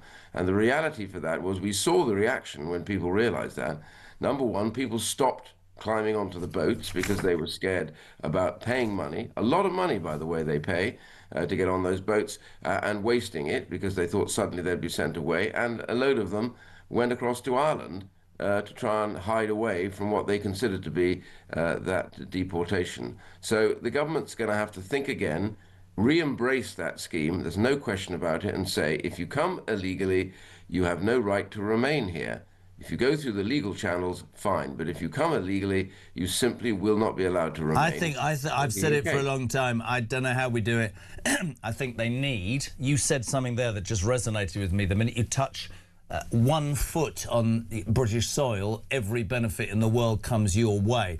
I think we need to come up with a system that says that that's not possible. The reason this story started, both of you, is, you know, I'm sure, the Kanye West story, Kanye West, an anti-Semite who's been utterly disgraceful. Some of the slurs that he's made have been awful, Nazi rants, and he has been dropped by all sorts of sponsorship deals and sort of ostracised, quite rightly. Anyway, the Wireless Festival is a music festival in London. The last week or so, it turns out he's going to headline this summer. Several sponsors, including Pepsi, have told them to do it. Overnight, the boss, Melvin Benn, has defended, saying we should forgive him after, you know, he's going through a terrible time, mental health. Home Secretary Shabana Mahmood says, I'm considering revoking his ability to come. Former Chancellor Sajid Javid overnight said Wireless Festival's booking of Kanye West is disgraceful. Yes, says Sajid Javid, he's spoken about mental health challenges.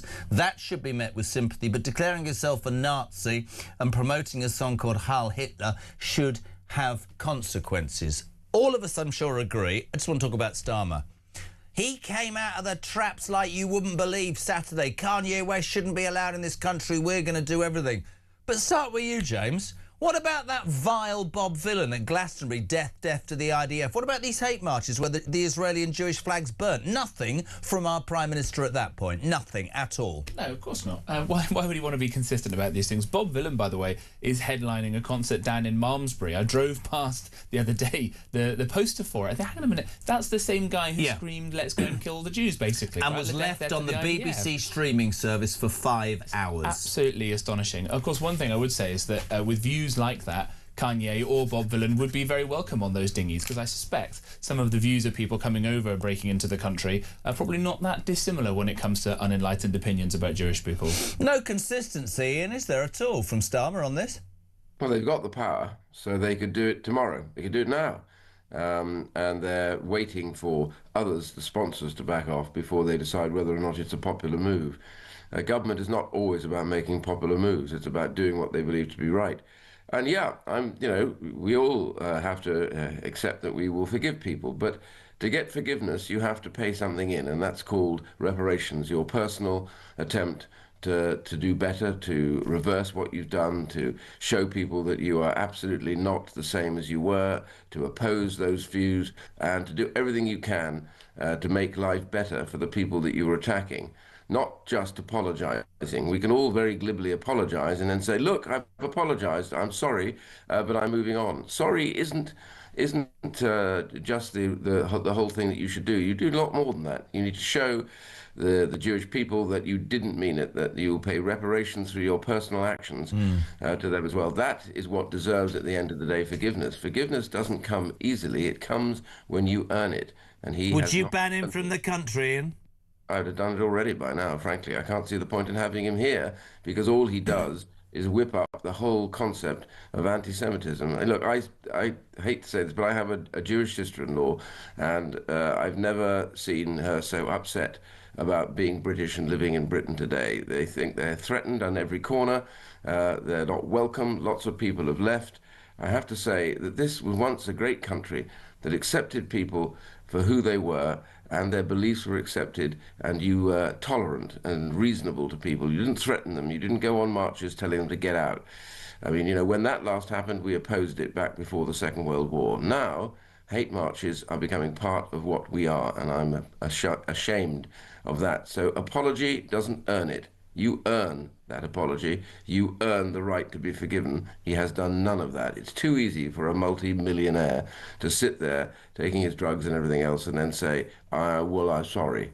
That's not good enough. Completely agree. Now, the two of you have been telling me this for a long time, that the Tory party was going through a period of sort of self-awareness, and that Kemi Badenoch took a year to come up with anything constructive because she had it planned. We had a poll out, gentlemen, at the weekend, which for the first time in about 200 polls showed two things. One, that Kemi Badenoch is now the most popular, or has the best approval rating amongst the British people. Stop smiling, JP.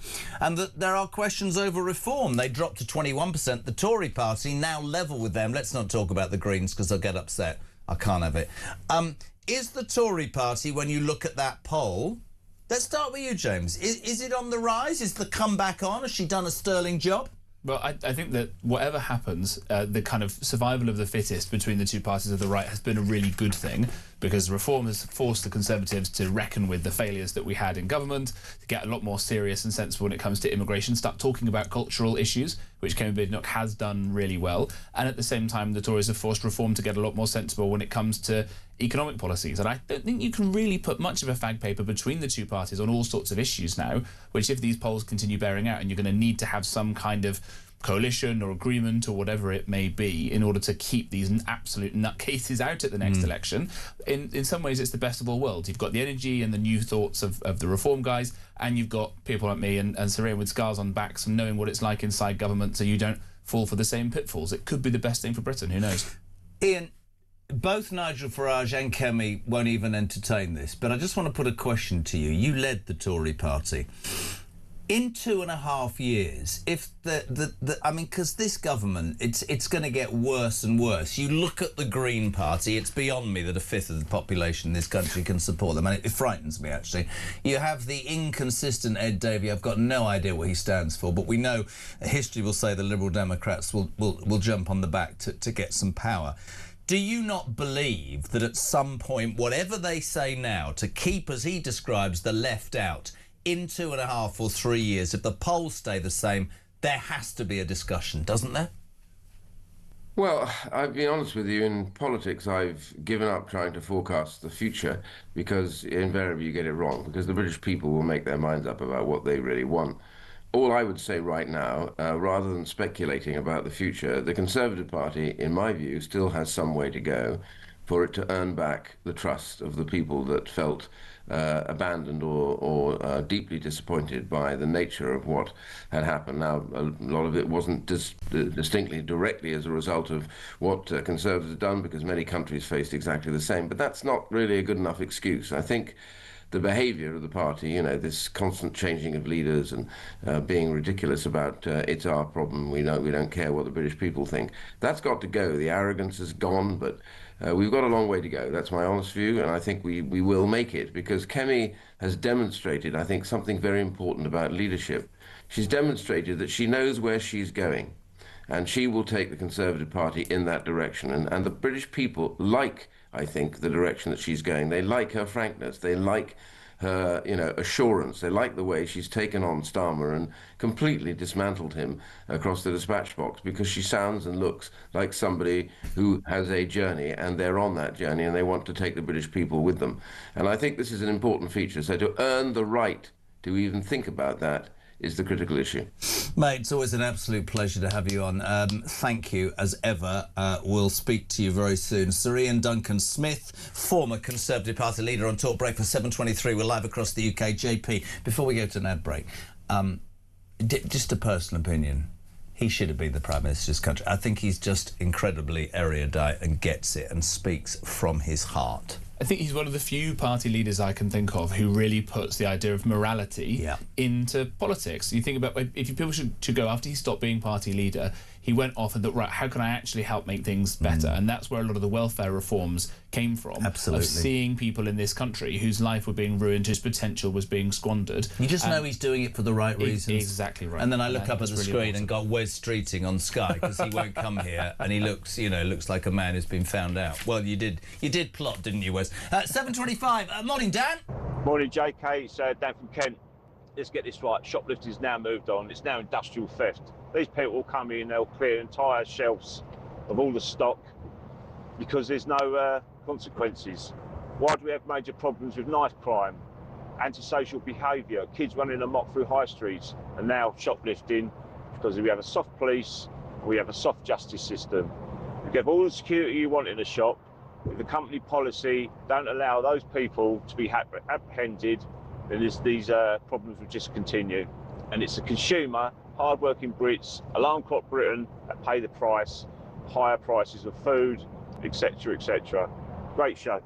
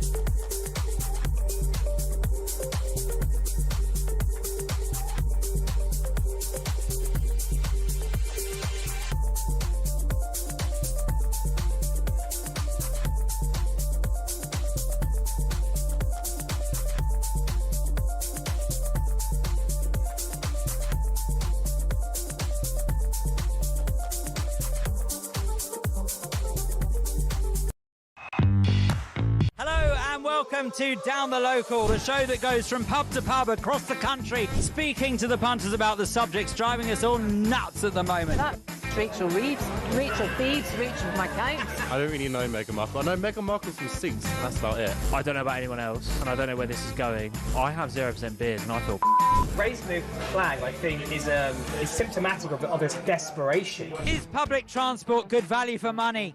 No, it isn't. You really don't like speaking to people.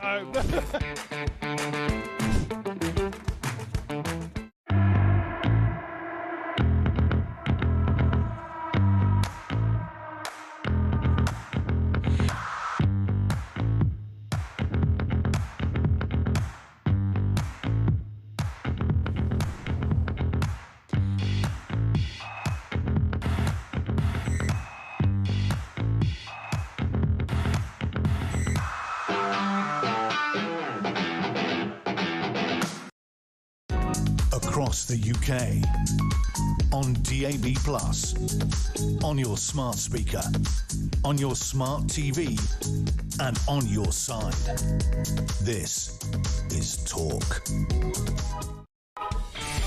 Welcome back, 7:28. We're live across the UK. James Price with us this hour, 0344 499 1000. We're talking the doctor's strike. We're talking about the Wireless Festival boss who says we should forgive Kanye West, or whatever his name is, the anti-Semite. I agree with Ian Duncan Smith. Throw him out. But you know what's stubborn when you're jumping up and down? Try dealing with Bob Villan. Try dealing with those hate marches. Try dealing with the Jewish and Israeli flag being burnt every week. By the way, at 8 o'clock, Carl Turner, the rebel Labour MP who was thrown out of the party unceremoniously last week, suspended, is claiming, and he's not claiming, we know it to be true, that Number 10 has smeared him. He's had mental health problems. He's on this show at 8 o'clock. Carl Turner, don't miss that. Ahead of 8 as well, Zia Youssef, Shadow, Home Secretary for Reform. James, you hold yourself a minute. Just want to give a quick update on what's happening in the madness of the Middle East, and say a very good morning to former fighter pilot, now top military analyst, Sean Bell. Welcome to Talk, my friend. Good morning, Jeremy. With you, it is more, it's less political. I just want to know what's going on. We've had. Well, let's play you a clip from Donald Trump, because apparently we can take out Iran in one night, but he wants a ceasefire. Play this. Let's have a look. They have till tomorrow. Now we'll see what happens. I can tell you they're negotiating, we think, in good faith. We're going to find out. We're getting the help of some incredible countries that want this to be ended because it affects them also. A lot of people are affected by this, but we're giving them till tomorrow, 8 o'clock Eastern time, and after that, they're going to have no bridges, they're going to have no power plants. Stone Ages, yeah. Stone Age.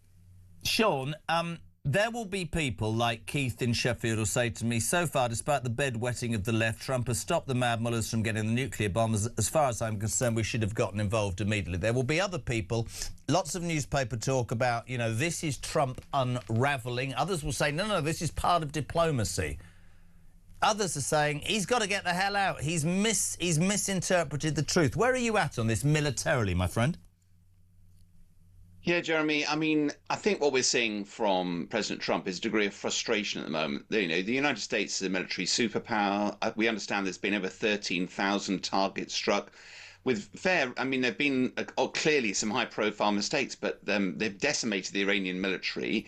But despite all of this effort, they're not winning the war. You know, Iran may have a different leadership in place, but that seems more hardline than ever. The ballistic missiles keep firing, the drones keep coming, the proxies are still active, and the Straits of Hormuz is still controlled by the Iranians. And actually, in a strange quirk of fate, the Iranians are earning double the amount of money for their oil that they were ever used to. They're charging tolls to get through the Straits of Hormuz.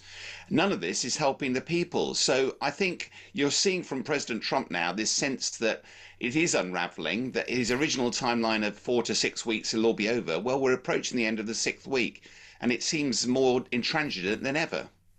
I agree. You talk militarily about 13,000 hits or sorties or whatever. We don't know the extent of the damage. The argument behind this war, of course, was the nuclear capability of Iran. And we're not any nearer to knowing whether that can be fired up again or is decimated forever, right? No, that is true. I mean, but the harsh reality from, say, purely military perspective is that they listen to the political masters. What are the key objectives? As you say, one of them was to set back their nuclear program. The second was to set back their ability to launch those nuclear weapons via ballistic missiles. And the third was to stop being a threat to their neighbours. Now, the harsh reality, you can never drive those to zero. I mean, one man stood on the ground with a rifle is still an intent to damage your neighbours. So part of this is about stopping intent. And if you remember right at the start of the war, it felt like President Trump expected to decapitate the leadership. Yeah. There'd be an uprising of the people and the whole war would be over. Venezuela-like. Venezuela-like. No, exactly like. And really, America doing this on behalf of the Iranian people. Yeah. If you look to where we are today, particularly these threats, the bombing campaign, that is actually alienating the people. It's making life harder for them. And because the money flowing, it's emboldening and empowering the very regime that President Trump was trying to get rid of. And I guess, as you said, from a military point of view, it's trying to work out what looks right and what the right moment to come out is. How do you, I mean, there was this audacious, you must have, you know this, you've probably been talking about it all weekend, getting that second pilot out was an extraordinary thing. But he goes into this great description about that and then says, I'll wipe you out, but I want a ceasefire. There's not much consistency. How good was that military operation, getting that guy out, by the way? Well, it was clearly very impressive. I mean, for people who believe it's just a helicopter goes in and plucks the guy out. I mean, we heard a lot more detail last night from the press conference. Dude 4-4, Alpha and Bravo. Alpha was the first guy out. Bravo was the second guy out. But listening to his escape and evasion, the troops coming in, the number of aircraft involved, and the more detail, I see you've shown the clips, you know, that a couple of the American Hercules aircraft managed to get trapped on what Trump called soft sand. I think it is worth putting a little bit of context, though. The press conference last night was really weird because you had President Trump, the CIA director, and Pete Hegseth all hailing the great leader that was President Trump for taking the risk of launching this operation. Far from it. What actually happens, as we heard from General Kane, is there's a contract with your warfighters. If you go and take your single-seat aircraft into enemy territory, there is a contract that says if you go down, we will come in and take you back, and we'll do whatever it takes. The president doesn't authorize that. The president is the person who can stop it if he believes it's too reckless. So it's actually part of the contract. And I think it was, my phone lit up last night, as you can imagine, from lots of military colleagues going, he's trying to attract sort of lots and lots of honour from this decision. That was not his decision to make. Just to finish, maybe I'm cynical, but we all know that internationally, globally, politically, the look of an American serviceman injured being paraded on Iranian television changes the whole dynamic and would have led for calls for boots on the ground and everything. That's why that was so important. Just to sum up, Sean, no end in sight, really, to be fair, at this point. Well, no, to the contrary, Jeremy. I mean, I think President Trump has got his fingers firmly in this mangle. Honestly, I think that more bombs is not going to actually get him any closer to the end of the war. It might prolong it. Somehow Trump's got to walk away, whether that's negotiated or just literally wipes his hands of it and leaves the international community, luckily, Iran, China, Russia, the West, we all need the strait open again.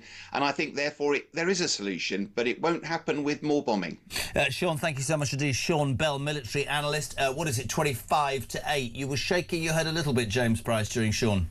Just a little bit. I mean, I wouldn't want to decline anyone for their service, but I think this idea that it all just needs to end straight away because there's been a temporary spike in oil prices and energy prices, as bad as that is for business and for households and all the rest of it. I mean, you got in the Times this morning, the United Arab Emirates, who have taken the bulk of all of the hits from Iran, say they don't want a ceasefire that doesn't fix the issue. Again, you've got someone writing from the UAE in the Financial Times that says, right, everyone's worrying about the Strait of Hormuz right now, but they're not considering all of the other pipelines that are being built, the other ports that are being built on the other side of the strait. The fact that the commercial world is able very quickly and adroitly, unlike in politics, to substitute and to move around and all the rest of it. So I think that now you're in this conflict, I think getting a proper resolution that involves this regime having to be toppled, given how awful it is, You've got this weird situation, I'll stop with this, where the country being bombed is more, in the form of Iran, is more in favour of the bombing than the country doing the bombing,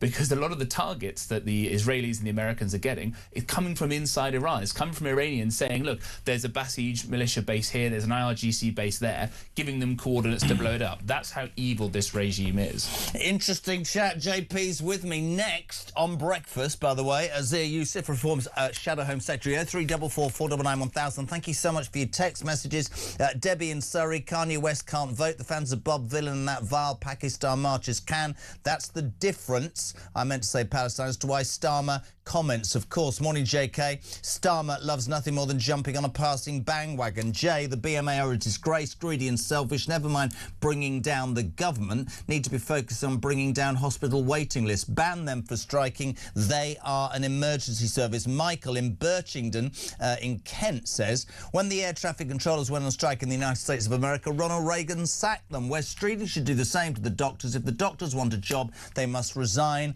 from the BMA. Finally, Merv, for now, I agree with you.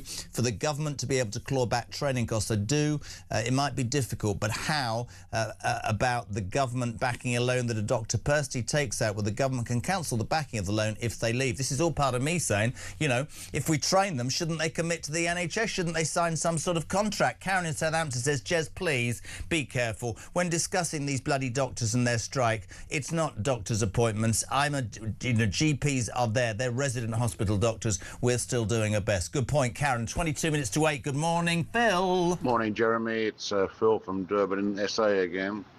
Listen, I have 6 people flying to London this morning, and I told them, be very careful.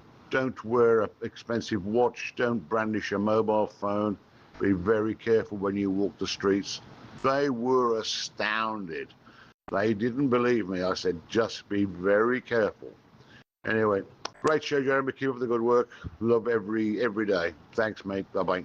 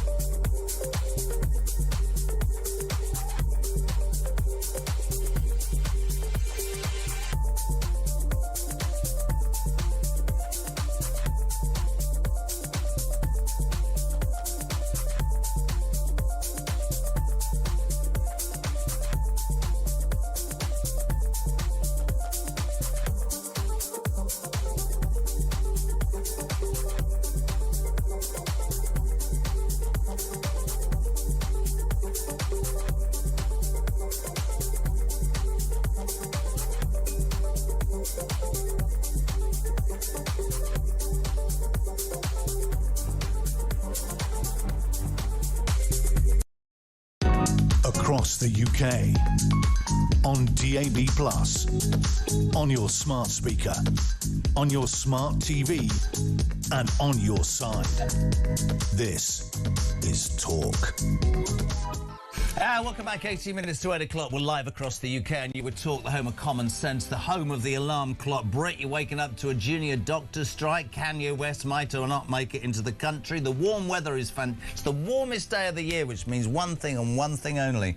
No, not shorts. It means more migrants in dinghies. 03444 99. Oh, listen, interesting. Lynn's from Northamptonshire. I don't agree with banning Kanye West. If our king and prime minister can invite an ISIS fighter killer turned president of Syria into our country, shake his hand and have him round for dinner, then a musician should be able to come and sing his songs. Jez is brilliant. If you were listening earlier to Kinsey Schofield, she's admitted to having a crush on somebody that works on Bravo. Mark's rather messed it up from Norwich. He said, I used AI to try and work out who Kinsey's 58-year-old crush is, and it came up with Luke Perry, who died 6 years ago. So that's not very well. AI is not so great. Let's say a very good morning next. Delighted to have him on. Always such a great chat. Reform's Shadow Home Secretary, Zia Yusuf. Morning, Zia. How are you? Good morning. I'm very well, thank you. So much to talk to you about, my friend. Can I start with this furore over Kanye West? He was invited to headline the Wireless Festival this summer.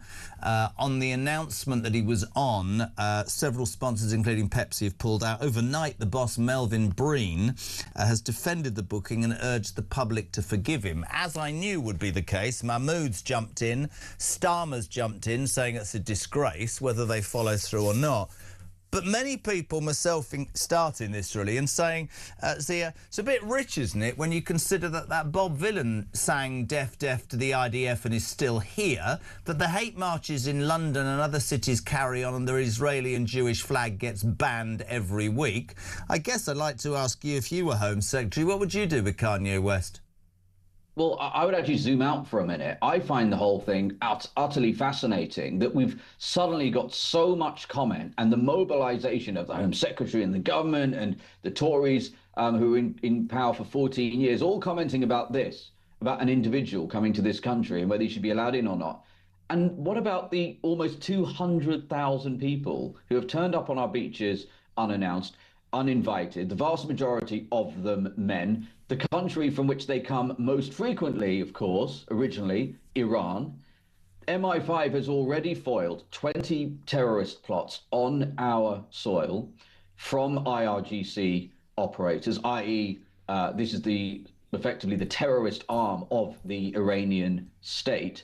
Regardless of what we might think about these musicians and some of their malignant music, the reality is that the chances that they're going to carry out or perpetrate a mass casualty event in this country and kill many British people, highly unlikely. Whereas I'm afraid the stochastic risk of those hundreds of thousands of largely fighting age men streaming into our country, many of whom are obviously coming from, as I said, Iran, Iraq, Syria, that is pretty terrifying. It is a national security emergency. And I think the fact that we're spending so much time talking about this, these witless and gutless politicians who are unable and unwilling to actually uphold a border and keep British people safe is very, very telling, Jeremy. Interesting, yeah, and couldn't agree more. But I do think there's a point of Starmer jumping on a bandwagon when there are hate marches and the burning. But also, you make the point about the boats. Of course, it's the warmest day of the year. This week's going to be utterly fantastic, warmer than most of Europe. Warm weather means more people coming across, and still this government who 2 years ago said, and I quote in the election campaign,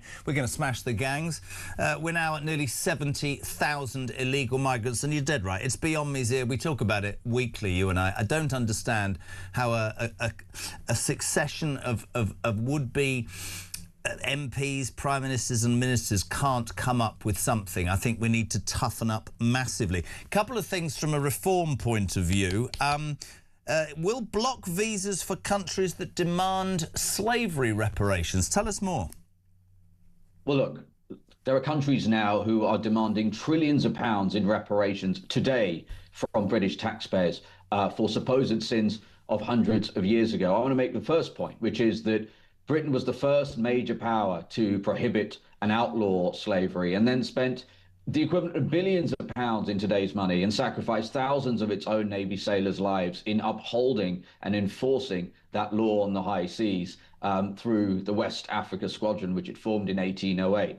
And for countries to now be turning up and and demanding reparations. Quite simply, it is a racket, and we will not allow ethnic grievances to continue to be laundered inside this country. So what we have said is, no more. Gone are the days when Tory and Labour governments have granted 3.8 million visas to countries, to nationals of the countries who were making these demands over the last 20 years. They paid them £6.6 billion in aid, with a B, £6.6 billion in aid over the last 20 years. They're still making these insane demands. So what we're saying is, if we have a reformed government, Nigel's the Prime Minister, I'm the Home Secretary, any country that makes such a demand, we will respond by putting an immediate halt in further visa issuances to nationals from that country. And Jeremy, you know we've already announced that we would scrap foreign aid. We're going to stand up for Britain. We're not going to allow this great country to be slapped around and ridiculed on the world stage without response. Which has happened. I wouldn't be doing my job if I didn't ask you this. The Waitrose story as Home Secretary, if you were Home Secretary,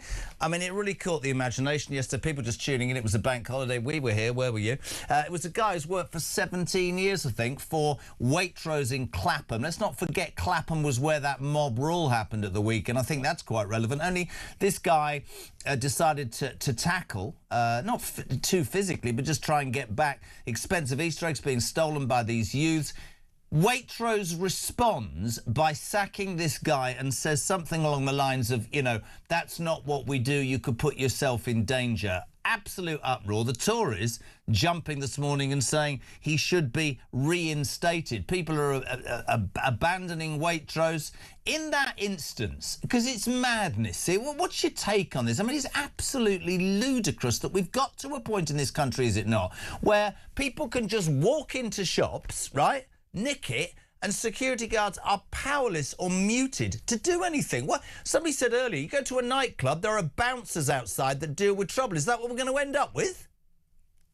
Well, this is now a country in which if you are somebody who wants to try and uphold the law, then not only is it not appropriate anymore, it's actually dangerous for you to do so, either physically dangerous or there will be serious and grave consequences for your career, just like there is for this poor chap from Waitrose. I think it is a really sad and shameful decision, but ultimately Waitrose are simply operating within the framework that has been created in this country in terms of law and order, by the Tories over 14 years and now continued by Labour. Shoplifting under £200 now is de facto legal. Many people listening to this will know, you know, if somebody steals, if you are a victim of crime, in many cases you won't even bother reporting it, because in the vast majority of instances the police will do absolutely nothing about it because they're simply not incentivized to do so. And you can trace a lot of this back to the fact that over their 14 years, the Tories, having promised to cut immigration to the tens of thousands, instead imported 6.5 million net new people, Jeremy, in 14 years. Yeah. And they built 482 prison places to cope. Not 482,000, 482. And as a result of that, there's simply no space to put criminals. And here's another shocking statistic. Only 1 in 14 crimes in this country actually results in a charge. 1 in 14. So you are almost certain to get away with the crime that you commit in this country. And the fact that Waitrose made this decision, obviously I think it's a shameful decision, but ultimately they are operating under the framework where, you know, lawyers and insurance companies rule the roost and law-abiding citizens. And frankly, in this case, I would say somebody who's something of a hero actually saying, you know what, there's right and wrong, and I'm going to uphold my duty and my responsibility. Instead of getting a promotion, an employee of the month, the poor chap is sacked. So my heart goes out to him. We need a total reset in the way this country approaches law and order. We need to move back to a police to a police force that ultimately upholds the law. And as Home Secretary, I will tell you that we will completely change the incentives for police in this country, who spend the vast majority of their time doing things other than this. We will ensure they spend their time detecting crime, arresting criminals, and ensuring that there is a successful prosecution. Zia, great to have you on, my friend. I know you've got a busy day ahead. Thank you so much indeed. Reform UK's Shadow Home Secretary, the brilliant Zia Youssef, just gone 10 to 8. It is almost, Jay, beyond me. He said 1 in 14 crimes are only dealt with. I mean, I said it to Zia, I said it to you. Are we going to get to a point where bouncers in shops are the answer? I'm being serious. Yeah, well, it would be more effective than what you've currently got, which there are sort of almost minimum wage blokes who are sometimes paid as security guards, but and don't look like security guards. They're also told not to intervene themselves. So I've heard people describe them as urban scarecrows because they just stand around doing absolutely nothing about it. This is the problem. When you don't enforce these small laws, things get worse. When you don't enforce bigger laws, even bigger crimes, people will start to take things into their own hands, which is not the situation that we want to be in. You're already seeing it. Is it Crowborough, where there are guys who are so worried about one of the migrant detention centres that they are kind of marching up and down the streets? You don't want a situation where people feel they have to do that because they may not have the training and all the rest of it, yada, yada, yada. But if people feel that they have to do it themselves, then that is a natural consequence of what will happen. And I've got to say, I can't fault anything that Zia Youssef said this morning. Just quickly, breaking news on Talk. This is a statement from Kanye West. Honestly, Amanda says, I'm telling you, this whole Kanye West uproar is one big publicity stunt. We know he loves to shock. It's all about tickets. Kanye West has just released the following statement. I've been following the conversation around wireless. I want to address it directly. My only goal is to come to London and present a show of change, bringing unity, peace and love through music. I would be grateful for the opportunity to meet with members of the Jewish community in the UK in person to listen. I know words aren't enough. I have to show change through my actions. If you're open, I'm here. Is that the olive branch? Is Amanda right? Did Ian Breen sit down and go, we can get every single network talking about this? Is he a changed man? Thoughts on that and everything else? 0344 499 1000. We're back in 3.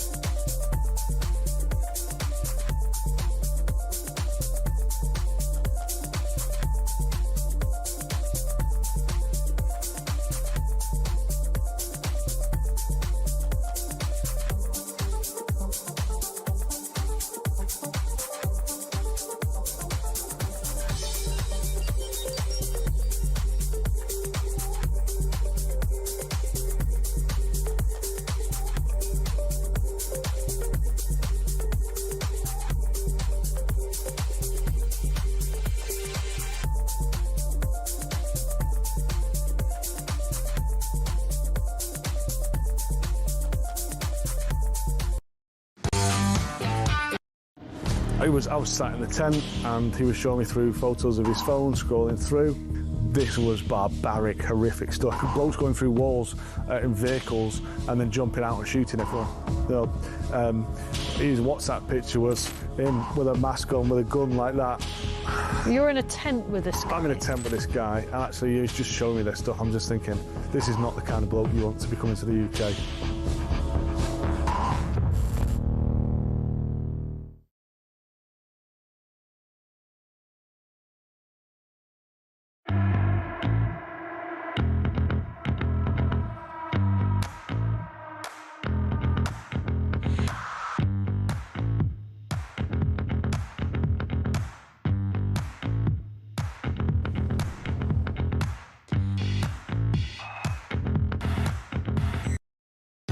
Across the UK, on DAB+, on your smart speaker, on your smart TV, and on your side. This is Talk. Welcome back. So that breaking news again, statement from Kanye West about this wireless music festival. I've been following the conversation around wireless. I want to address it directly. My only goal is to come to London and present a show of change, bringing unity, peace and love through music. I would be grateful for the opportunity to meet with members of the Jewish community in the UK in person to listen. I know words aren't enough. I have to show change through my actions. If you're open, I'm here. We will carry through that story. Are they going to ban him? Is he going to come? But at 3 minutes to 8 o'clock, James Price has been waiting for an hour to talk about my least favourite subject. Go on, kiddo. Right, I can't believe that you are not more excited about the concept of humanity conquering space. This is fantastic. Right, the same criticisms you've got, which is, I think it's just a waste of money, what's it achieving? These were all made throughout the 1960s by the kind of people that you would hate, because they said we should be spending this money on food stamps and on welfare and all the rest of it. And instead, we had humans land on the moon. Which achieved what?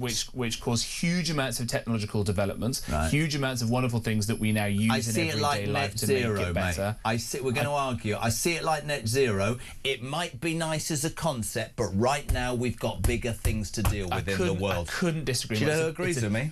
Oh, no. Your wife. Well, she's just slightly sceptical on the idea that we landed on the moon in the first place. God bless her. She's a conspiracy theorist. But then look at her choice in all sorts of things. So she must be completely bonkers, right? No, when we get onto the moon properly, the amount of mining that you'll be able to do, the amount of access, when the Americans manage to stick a base on there and then can fire things at China and bring world peace, and then when we can go and start conquering the stars, it will be so cool. The level of technology, the aliens that we'll discover, all of this stuff. It's a bright new future. Do you know what I think? Amazing. I don't think it exists at all. I think it's a studio. It's AI in Nevada. I'm with Peter Blakesley. But your missus and so I don't know where other people... Let me know what you think. Am I just a boring man? Is space travel the most important thing? Is it all about developing the future? Or is it just about who's got the biggest rocket? It's like a sort of what's-it competition, isn't it? Mine's bigger than yours. It's definitely not Keir Starmer's got the biggest one, but it could be definitely hasn't got one of them. It could be something we could do in Britain. We could be so good at this. This is going to be one of the technologies of the future. When you get more things out into lower Earth orbit, when more things onto the moon, it's going to be incredibly exciting. By the way, there are these things out there in space called Lagrange points, which is where the gravity between like the sun and the Earth, different bodies, are constant. So you can stick a station up there and control that, so the Chinese don't. I think the only people that should go to the moon are ex-wives. I'm joking.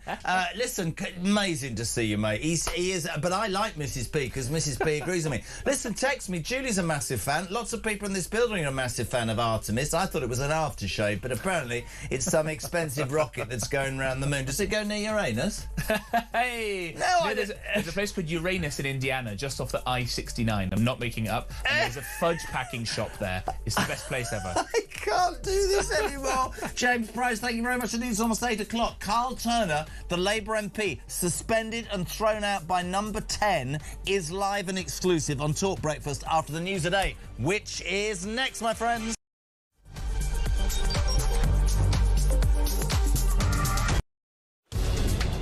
Labour MPs, they say, listen, Keir, your position is untenable. This is all about appointing that rat, Peter Mandelson. We've now had another resignation from Number 10. The plot is sickening, the noose is tightening. His failings are internal. He's useless, incompetent, has no political judgment.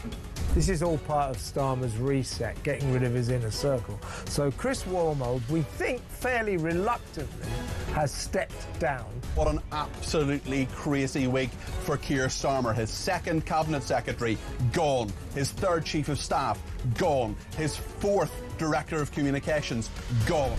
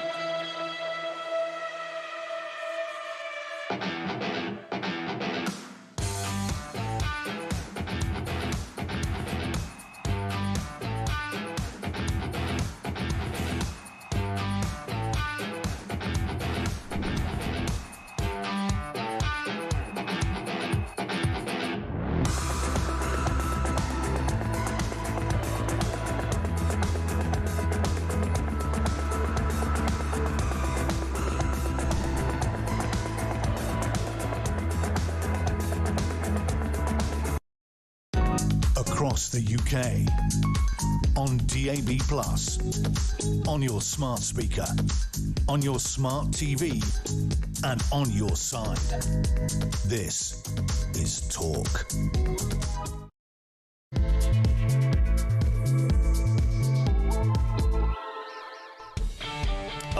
Touched a nerve me. Just gone 8 o'clock. A very good morning to Talk Breakfast. You are with us. It's the home of common sense. It's your views on the news of the day. You're waking up to several stories. We'll tell you what in a tick. But if you want to be involved, you can send that voice note 0344 499 1000. You can indeed text the show 87222. What are you waking up to? You're waking up to a junior doctor's strike for the next 5 days, sandwiched nicely in the middle of Easter, which means that none of you can go and see a doctor in hospital, or you can, but you probably will have to wait 14 days. They've cost us £3 billion. This is the 15th strike in 3 years, and I thought they'd been given 35%. I think it's about time we did more for this left-wing leaning union and told them we're not prepared to put up with this anymore. Remove it, sack them, do something, Wes Streeting, for God's sake. Overnight, Donald, he's still playing games with Iran. He says if you don't agree a ceasefire by 8 p.m. Eastern time tonight, I'm going to obliterate the whole country. But he still wants a ceasefire. I love the fact that somebody's put Britain's fish and chip shops are about to take a battering from the Iran war. Very good what you did there. Due to the rising cost of potato, fertiliser and cheap oil. Even fish and chip Friday's going to be a nightmare, my friends. The other big news story is Kanye West. He was booked to appear at the Wireless Festival this summer. Cue lots of sponsors, quite rightly, I think, including Pepsi, to say he's an anti-Semite. Do one.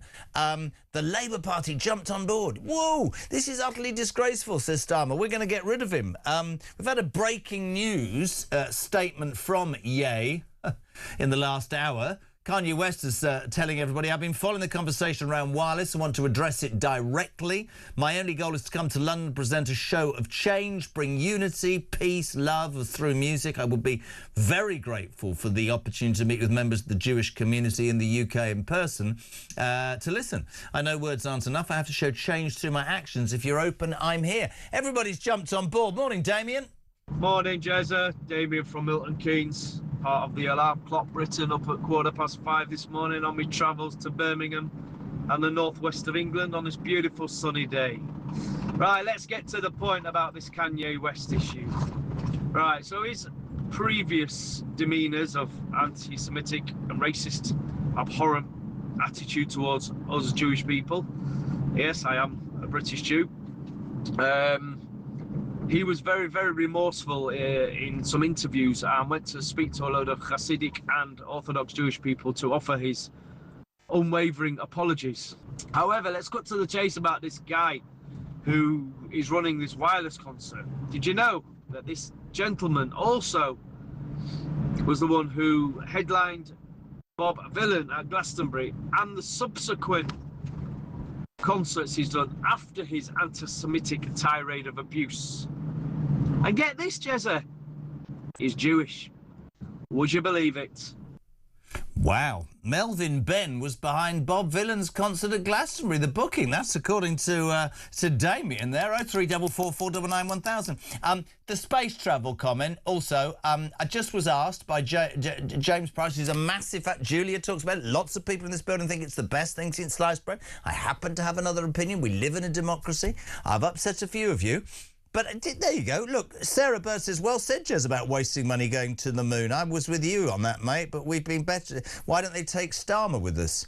Now, don't start me on that. Hi, it's Ruth from Derbyshire. What we could do is that we could build a humongous prison on the moon and send Starmer. You see, I can see what's happening now. But Alex in Cardiff says, no, Jezza. Space travel is absolutely necessary for the survival of the human race because we're about 4.5 billion years old. After 8 billion, the sun starts going out and Earth will be uninhabitable, but the sun fully goes out, burning oceans after 10 billion years. So no matter how far in future, space will be necessary for humanity to survive. I obviously shouldn't say what I feel. It's like net zero. I won't be here. I do understand, though, that there are some people that will consider it, but we'll have a bit of fun on a show that has to report misery the whole time. Let's just say you could send anybody to space that can't come back. I know what I'm going to get. Stand by, Kia.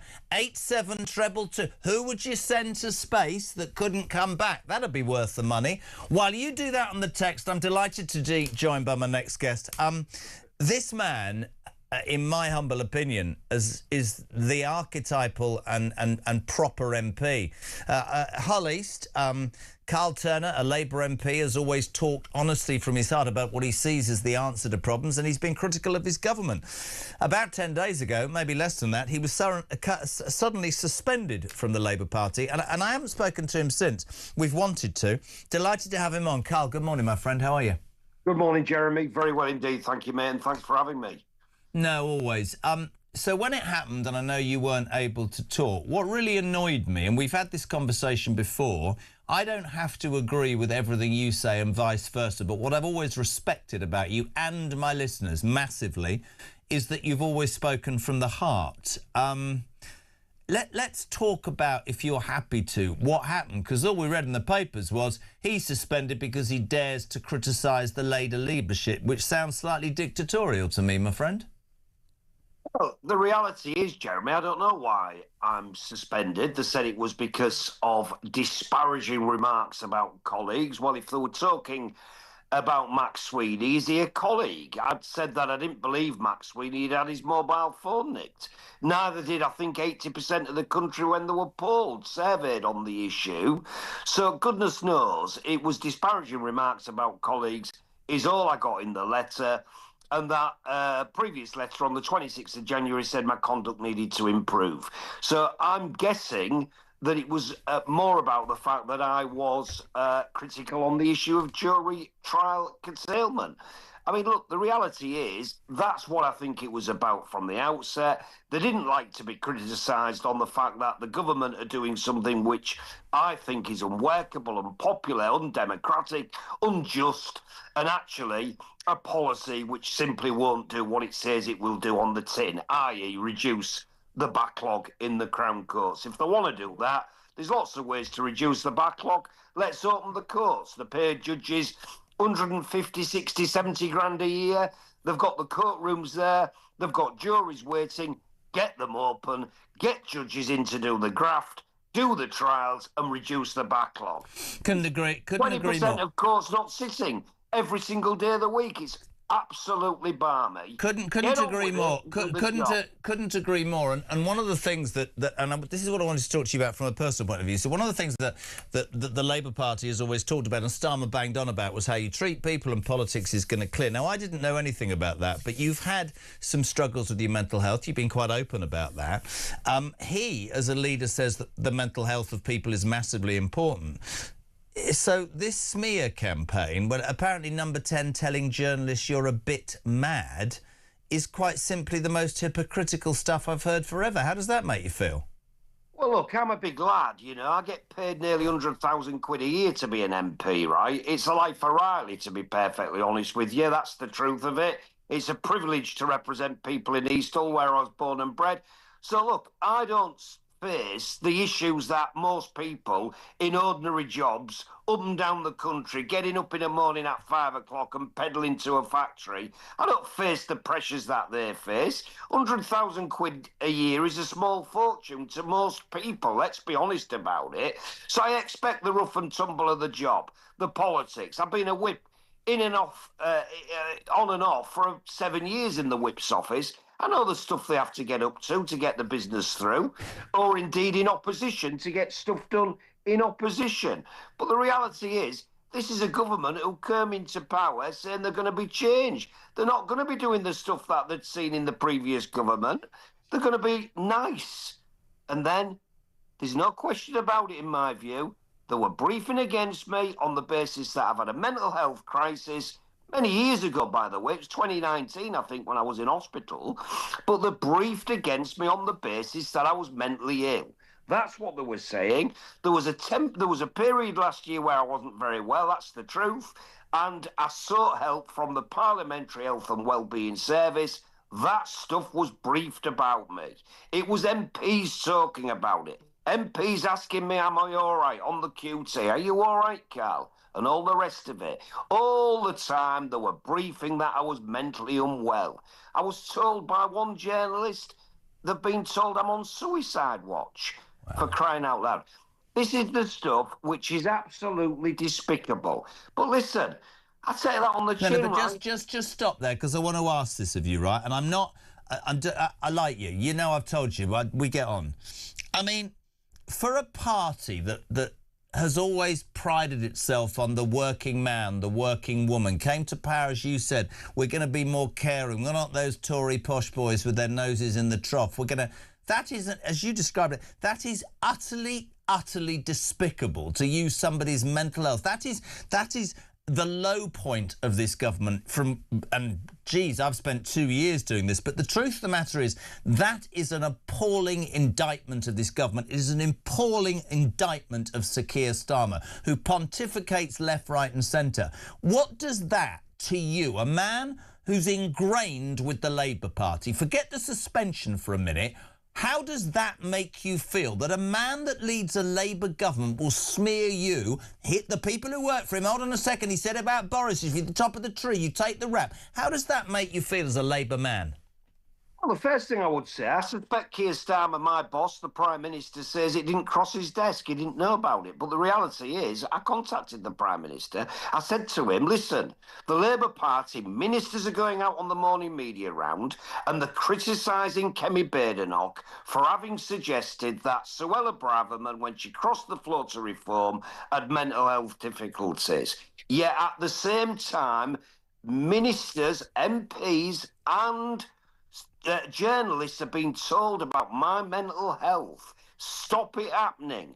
Stop this happening, Keir. It isn't fair that it's happening to me when, in fact, we are criticising the Tories. All ignored. So, listen, I've got nothing to lose, really, to be honest with you, but I will speak the truth to power. If we do care and we are serious about mental health, we've got to start at home. Don't be saying publicly how terrible it is and what we need to do to mend and address the issue of mental health in men or whoever else for that matter. But for these people to use your mental health as a reason to smear you and ultimately throw you out of the party, as a born and bred Labour man, does this signal the low point for Keir Starmer? Has he taken it to the point of no return, in your opinion, Carl? But what I've said about Keir Starmer's leadership is, look, I consider him to be a mate of mine. But has he reached out to you if you've been abused? Honestly, he's not reached out to me, no, that's the truth. Yeah. He's not responded to my text messages. He does respond, but he's not responded on this issue, which I find fairly despicable, actually, if I'm being honest with you. Because if we do care about mental health, listen, I'm going to be really personal now, Jeremy. My dear nephew took his life at 23 years of age. That had a massive impact on my mental health. That was about 8 years ago. He lived with me for a short time in London. He left my flat in London and was about 2 weeks and took his life. That had a big impact on me, right? And for anybody who really seriously talks of mental health and what we need to do as a society to address the issue of suicide in men, because it's young men who tend to end their lives through stresses and strains of life. They don't feel like they can talk. We need to be very careful when we're talking about people's mental health. And I promise you this, they were smearing me on the basis of my mental health. And then they can say what they want. I was suspended because I was this and that about somebody. It's just not true. The reality was I was against the idea of doing away with juries. So was Keir Starmer, by the way. Keir Starmer is the man who campaigned from 1997 to 2007 to do away with the idea of single-judge trials in Northern Ireland. Right? In Northern Ireland, he did away with deep block courts as a result of his campaigning, and many others, by the way. But I'm the guy who wants to stop single-judge trials in England and Wales for serious criminal offences, and all of a sudden I'm the guy who's bonkers. What they were saying about me. Can I ask you something? Mate, listen, I love you. The response online to you is astonishing, and this is a station that sets its stall out. Does this make you want to fight, just hear me out, to get back in the Labour Party? Does this make you want to wash your hands of the whole duplicity of the thing? Where are you at there in terms of how you feel? Look, I want to be back in the Labour fold. Listen, my politics is different to yours and many of your listeners, I suspect. But I tell you this, I believe in the Labour Party. I often say it's the nearest thing I've got to a religion. So they can suspend me from the parliamentary whip, fine. But the reality is I'm not leaving the Labour Party. I've been a member of the Labour Party longer than Keir Starmer. I think he joined shortly before he was selected as a candidate in Camden. So listen, I'm not going anywhere, right? If they want to kick me out full stop, let them get on with it, right? But I tell you what it says, Jeremy, it says more about them than it does me. You know what you just said? You just said something about Hull East. I'd vote for you if I lived in Hull East, and as you said, I just think it's astonishing the way you've been treated and your strength in coming on, and I love it because you're not crumbling and you won't let them do that to you. Just quickly, this big furore over the Wireless Festival and Kanye West. You commented on this, I know, on X, just to fill people in. Book to headline Wireless comes out. Massive fallout. Sponsors, including Pepsi, have come out. Mahmood doing what Mahmood does, saying, I'm going to block him from entering. Keir Starmer jumps on the bandwagon, does anything about the hate marches where the Israeli flags are being burnt, and also does nothing about Bob Villan saying deaf to the IDF. But what was your comment on this? Because he sent a statement out this morning, West, saying, I want to show change through my actions. I want to meet the Jewish community in the UK. Well, look, I don't know enough about mental health to say whether bipolar has an effect on somebody becoming an anti-Semite, but I suspect it doesn't, frankly, right? That's the first point I'd say. So an apology is all right, but you've got to prove that you've rehabilitated if you really are sorry. In terms of the Prime Minister, look, he's deeply concerned. Well, wouldn't it be convenient, Jeremy, if you knew somebody with some influence? Like you could maybe pick the phone up to the Home Secretary because you happen to be the Home Secretary's boss, right? And say to the Home Secretary, right, this guy has been invited to do this festival in this country and I don't want him here. Stop him coming in. If he's applied for a visa, block the visa. If he hasn't got the visa application sorted yet, make sure he don't get the visa.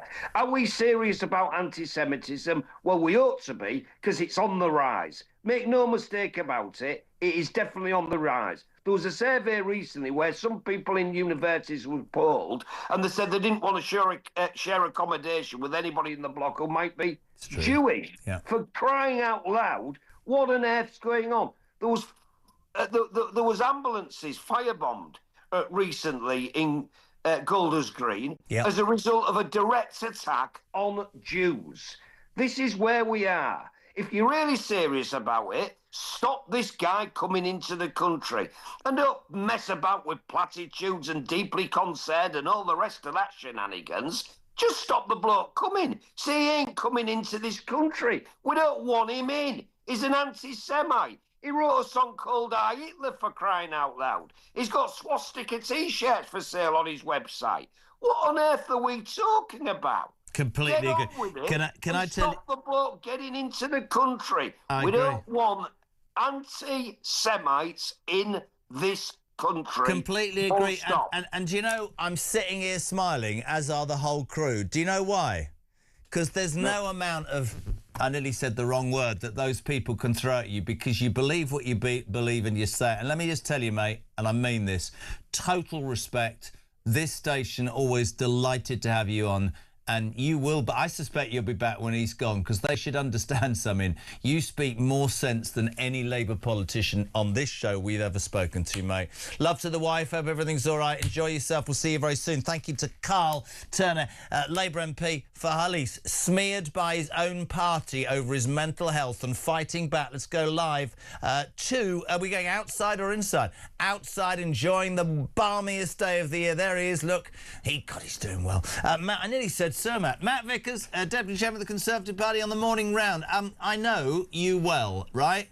Just let's take our political hats off a minute. Total respect to that man, don't you think, Carl Turner, Matty? Well, do you know what? Common sense isn't very common in the Labour Party, but he's got it. He should be on our side of the bench, really. He's got more sense than that crowd. But the thing is, mate, that's actually really sad is that ingrained in him is the view of the Labour Party, the old-fashioned view that you and I might not agree with, but he believes in it. But the fact that he is being smeared by by the leadership is extraordinary. Let's talk about that leadership, but let's talk about the big news story of the day. You are the Shadow Minister for Crime and Policing, but you've got so many titles, we're going to throw the Kanye West story at you. I keep repeating this, invited to perform at Wireless, then it's all a nightmare, sponsors throwing themselves around, they're not doing it. He's come out with a statement. Have you heard his statement today, Matty? Well, do you know what, though? The thing with this is, people in this country who follow a certain faith should be free to do so. Jewish people in this country are going through some of the most horrific things. We've seen the hate marches on the streets of London. We've seen places of worship attacked, people killed. We've seen volunteer ambulances burned. These people are living in fear day and night. This government has to get a grip on anti-Semitism, has to tell those people they are free to live their lives, and has to send a message to people like Kanye West that they are not welcome in this country. This is a guy, I mean, he apologised in 2023, then he went out again and spewed out this vile hatred. This guy can't be trusted. I'm sure that if we spoke to Bob Villan before he went to Glastonbury, he'd have probably said, oh, I won't do it, guys, I'll be much better behaved. It's not a thing. It's not acceptable. He shouldn't be allowed in. Did you hear the voice note at 8 o'clock? I don't know if it's true or not, but Damien said he knows it's true. A man who phoned this show, and he's told us that the guy, what's he called, Melvin Benn, who is the founder, well, the boss of the Wireless Festival, who booked Kanye West, also booked Bob Villan at Glastonbury, and the man's Jewish. It's extraordinary. I wouldn't have him anywhere near the United Kingdom. But my point to you as a Tory is, interesting how Starmer jumped on the back of this, good publicity, but does nothing about the hate marches or anything about the Bob Villan thing. He took the words out of my mouth. Why isn't he banning marches in our capital city where people are able to burn the Jewish flag and there's no action taken at all? It doesn't make any sense.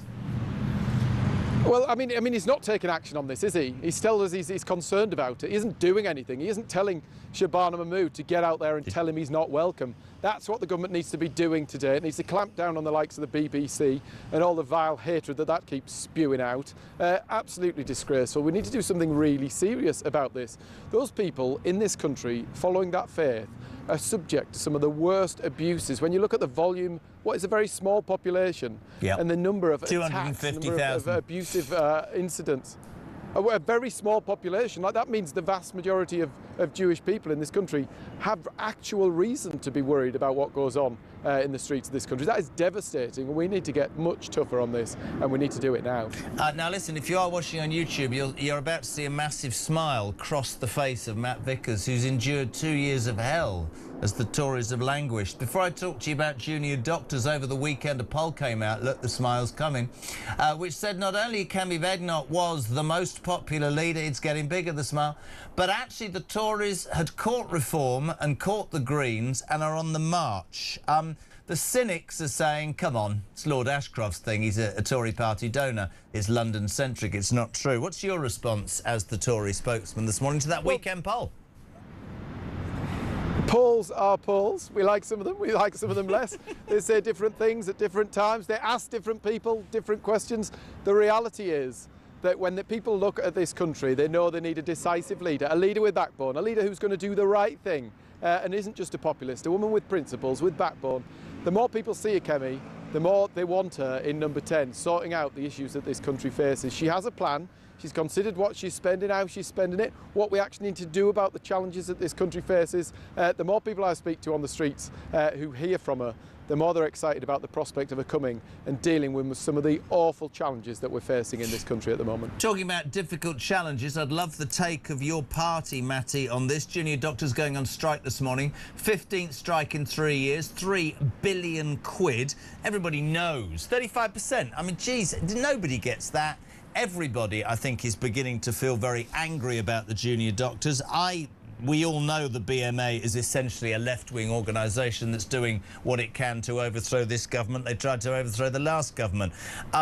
I'm quite strong on this. I believe there's an argument that says that we should tie them to contracts and we should sack them and we shouldn't allow them to strike. And I'm not going to apologise to anybody for this because, again, this latest strike, people will die, people will miss cancer treatments, people will miss operations. It's absolutely disgusting. And try telling, you know, alarm clock Brit that 35% isn't enough. Well, I mean, the reality is we want to see nurses and doctors well paid. You contrast what these resident doctors are getting in rises in contrast to the nurses who are out there doing very, very, very important work. But the reality is, when this government came to office, Wes Streeting told us no more strikes. We're going to dole out 29%. I mean, I don't know when you last had a 29% pay rise, but I don't think people in Stockton West have had one recently. While you're talking, you know, you start throwing that. While you're talking, if you don't go anywhere at all, but while you're talking, for people on YouTube or the radio, that we're showing live pictures outside St Thomas's Hospital in London. Here's the thing that I think, and I have to be careful, right? They all look really young, and a lot of them look like they've come into this country to be doctors in the first place. Is that an outrageous thing to say? I don't know. Don't mean it to be. I think when it comes down to the pay, the challenge, the people who are now stood out there across the road while other people are queuing for operations, that's the real consequences of this. It's cost the NHS a fortune. The Labour Party told us they had it all under control. We're going to give them 29%. If you start dishing out dosh to unions, the end result is more unions get on board and want yet more money. The Labour Party, supported by unions the country over, with lots of money, they have a very big interest in this from the union paymasters. If you throw money at unions for going on strike, they go on strike some more. The consequences are there for taxpayers across the country, for people with health issues across the country. Before the last election, we brought in minimum service legislation. It meant before unions went on strike, they had to come up to a certain standard, have a plan in place so that no one was being put at risk of harm. We've gone further than that. Not only should they have to have minimum service legislation, they should be banned from striking in the same way that our police officers are, our prison officers are, our armed forces are. When they go on strike, there are real consequences for people. Those waiting lists go up, people lose their lives. It's not acceptable. I completely agree. Paid well, Listen, but they can't hold the country to ransom. I keep saying they look about 11. They could be British-born. They might be doctors that have come over that Boris wave that we know lots of doctors come over. But whatever, whether they've come from abroad or they're British-born, I just feel like they're holding the country to ransom now. I just get the feeling. I look at them smiling and joking and doing their stuff in front of the press, and like you, all I can think about is people with cancer who are not going to be able to get their treatment, or people who are just, you know, in a position where they're going to struggle. Because I'd sack them all. I mean, somebody wrote a message earlier about Ronald Reagan when the air traffic controllers demanded and went on strike in America, and he sacked them all, and everybody thought he was mad. But actually, what he did was, he literally said, "We're not having this anymore. It's not going to happen." What's the final story I'm going to throw? You've also got to go on. I think you've also got to think about where that money's coming from. People out there who are on the way to work this morning are paying more and more and more in tax. As a result, businesses are going to the wall. Their neighbours are losing their job. 24% more people unemployed because of this ridiculous tax burden. And where's the money going? It's either going on welfare and benefits, or it's going on ridiculous pay rises for unionised organisations who support the Labour Party. It's ridiculous and it's unfair, and it's paid for by British taxpayers. When you go and get your lunch today, will you be buying your sandwich, will you be getting the Tesco's meal deal, or will you be going to Waitrose for your sandwich, Matt? Because of course your party is urging Waitrose to reinstate the worker sacked after daring. This is Walter Smith, the Clapton branch. This story's gone everywhere, of Waitrose. Interesting, Clapton's where that trouble was. He dared to sort of just approach two men who were like nicking tens of pounds worth of luxury eggs. The bag was split, they ran off, and he's got sacked for daring to do the right thing, which just about someone. Are the Tories, I mean, in urging Waitrose to look again, are they abandoning shopping there for lunch? What's happening? Well, well, you know me, Jeremy. I'm not really somebody who goes to Waitrose for lunch anyway. I'm a northerner. I'm a stingy northerner. I'd never be going to Waitrose. But the reality is, this is a loyal employee. I know what you do. You get the subsidised meal in the House of Commons that the taxpayer's paying for, don't you?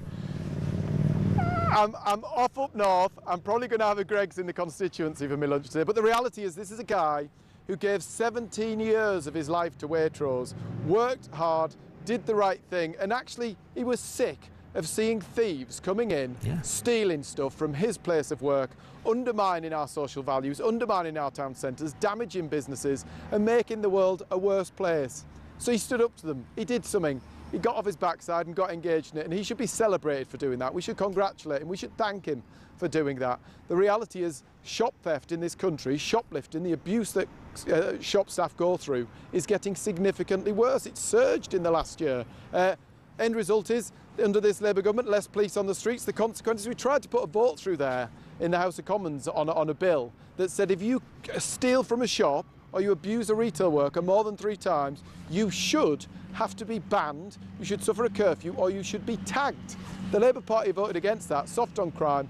The end result is social breakdown, more of this going on our streets, more people's kids, more people's parents going to work in these shops and getting abused and having to tolerate this awful stuff on our high streets. Right, 3 very, very quick questions, as near as damn it, where a politician can say yes or no.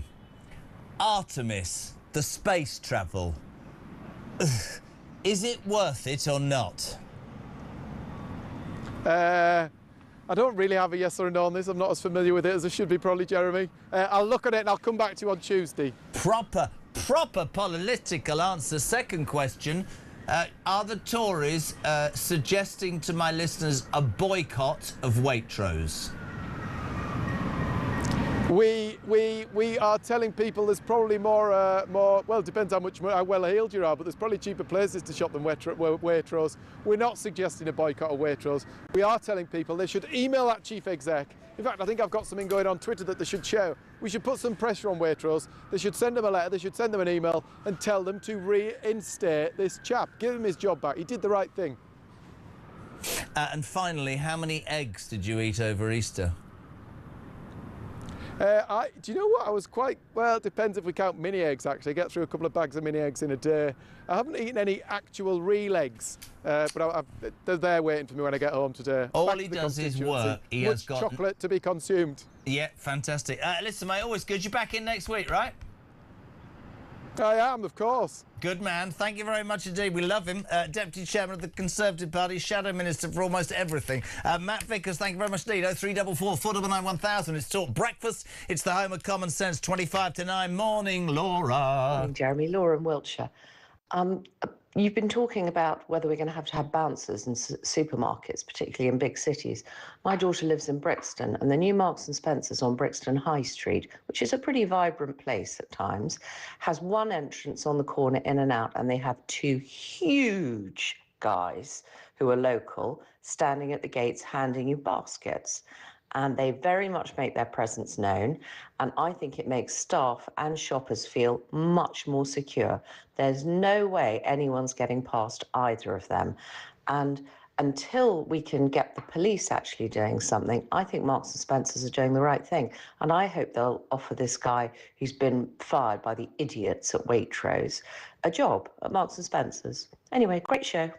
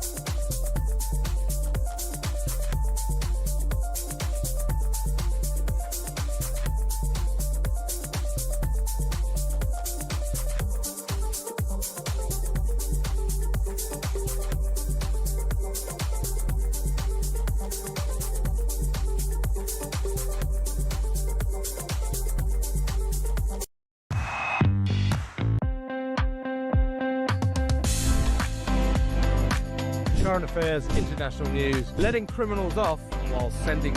Oi! Oi! You shut up. I'm trying to record something. Stand by for 3 powerhouse hours of breaking news, challenging views. I don't give a flying damn about international law. I think people will viscerally reject this.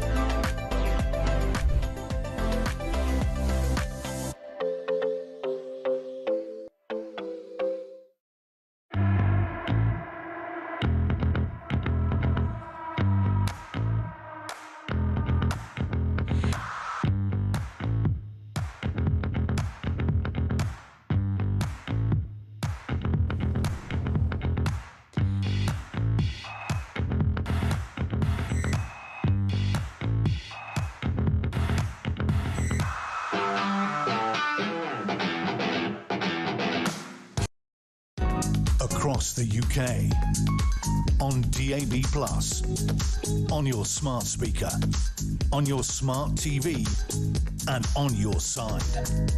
This is Talk. Welcome back, Julia Hartley-Brewer back at 10 o'clock this morning. Ian Collins from 1 and Kev O'Sullivan sounded great on Drive Time. That's your line up, the A-Team, 4 p.m. today. Loads of you texting, 87222. I just suggested, lots of people in this building very pro-space. I've been told on Twitter I'm basically an idiot. I just think lots of money, just think it's boys and toys. I said, who would you send? Ed Miliband, says Ellen. No contest. Think of his mental anguish as the rocket takes off, all that fuel and what it would do. Cyril Hobbs, we love Carl Turner, best MP. Wish he'd go for PM. I agree, completely right. Steve, Jez, space. Yeah, let's go to space. We've just about messed up the world, so let's go and mess up somewhere else. That's brilliant. Nice. Keir Starmer, Sadiq Khan, says Karen. Oh, you surprised me. Richie, good morning, Jez. I would send you to space, but only so you're amongst the stars where... because of your greatness. I'm joking. Of course, I'd send Starmer the utter teapot, says Richie and Grimsby. I was slightly reading that slowly because I thought it was going to be one of those weird ones. Richie, thank you. Who's this? Yes. Gillian Essex, hey-ho. Oh, another planet to ruin. ITV Weather Girl goes on about climatic change, but gets herself so excited about the rockets pumping out thousands of gallons of rocket fuel, which only increase all the likes of the extension of the Amazon. Really? Jezza, says Rob Lane. Why would Kanye West? Why would Jewish people want to talk to people that hate them? So why would they want to meet Kanye West? Only the woke think talking making a difference. Ban Kanye from the United Kingdom. So you have a big news story. Fiona's in Bristol. How about Kanye West donating the proceeds of his concerts to charity? The news you're waking up to is apparently some people in a rocket have gone further than ever before. The junior doctors are on strike and he can't send anybody to hospital. Kanye West should or should not come to the Wireless Festival being an anti-Semite. And the most exciting news of my morning, though, is that Isabel Oakeshott is back. It's 20 minutes to 9. Good morning, Isabel. Good morning, that's cheery. Well, you, of course, are one of the few people who was dedicated yesterday and was on the show despite it being a bank holiday Monday. You're still in Dubai. You're back in Dubai in the United Arab Emirates. Any sort of update? We were hearing something this morning that said that they don't... I'm not sure which country. Sean Bell was saying, I think, one country doesn't want a ceasefire. They want the Iranians to understand that they have to change. Any news from Dubai this morning on that? Yeah, so I can definitely comment on that because that report is based on a diplomatic advisor, comments from a diplomatic advisor to the leadership in the UAE. And essentially, the UAE and other neighbouring countries cannot live with Iran doing this ever again. I say Iran, I mean the existing regime in Iran, which battered and walloped as it's been, is still standing, unfortunately. And you know, from where I sit, this, although Dubai feels very safe, it's certainly a lot quieter.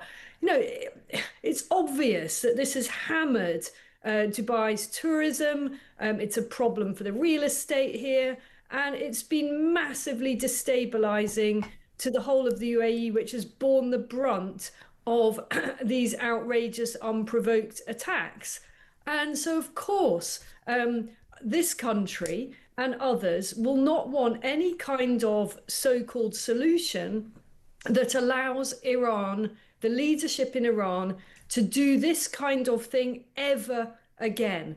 And Iran's mad mullahs cannot be allowed to hold the world hostage in this way again by closing the Straits of Hormuz in the way that they have done. Now, they're allowing a certain number of tankers through, either because they are seen to be allies, if they're Chinese flagged, or because they're quietly paying effectively a ransom, $1 million, $2 million for passage through the strait. So there is some traffic getting through. But if any kind of solution, any kind of ceasefire comes that allows the Iranians to bolster and rebuild and re-entrench by using a kind of toll service through the strait to fill their coffers again, that would be totally unacceptable to Gulf countries. Remember, Saudi has also been hard hit by this whole thing. The problem is, and I said this morning, and a couple of people didn't like it, I've learned to accept a long time ago that Trump is either a genius or slightly unhinged. Last night he said, and I quote, "I'm going to wipe out Iran in one night, but I want a ceasefire." My question is, though, and I completely get where those Arab countries are coming from, I think everybody, certainly Trump and America, thought it was going to be a short-range thing. There would be regime change just from the skies. That's proven to not be. You said at the beginning, they've been bombarded Iran for 5 weeks, and yet, sadly, they're still there. And, of course, you're talking about an ideology as much as infrastructure. And the I'm just amazed, Isabel, that some sort of moment wasn't calculated by the Americans about what would happen with the Straits of Hormuz. Has that not surprised you? Has that not surprised the Arab world, to be fair? Well, I think that the whole operation, in a sense, surprised the Arab world.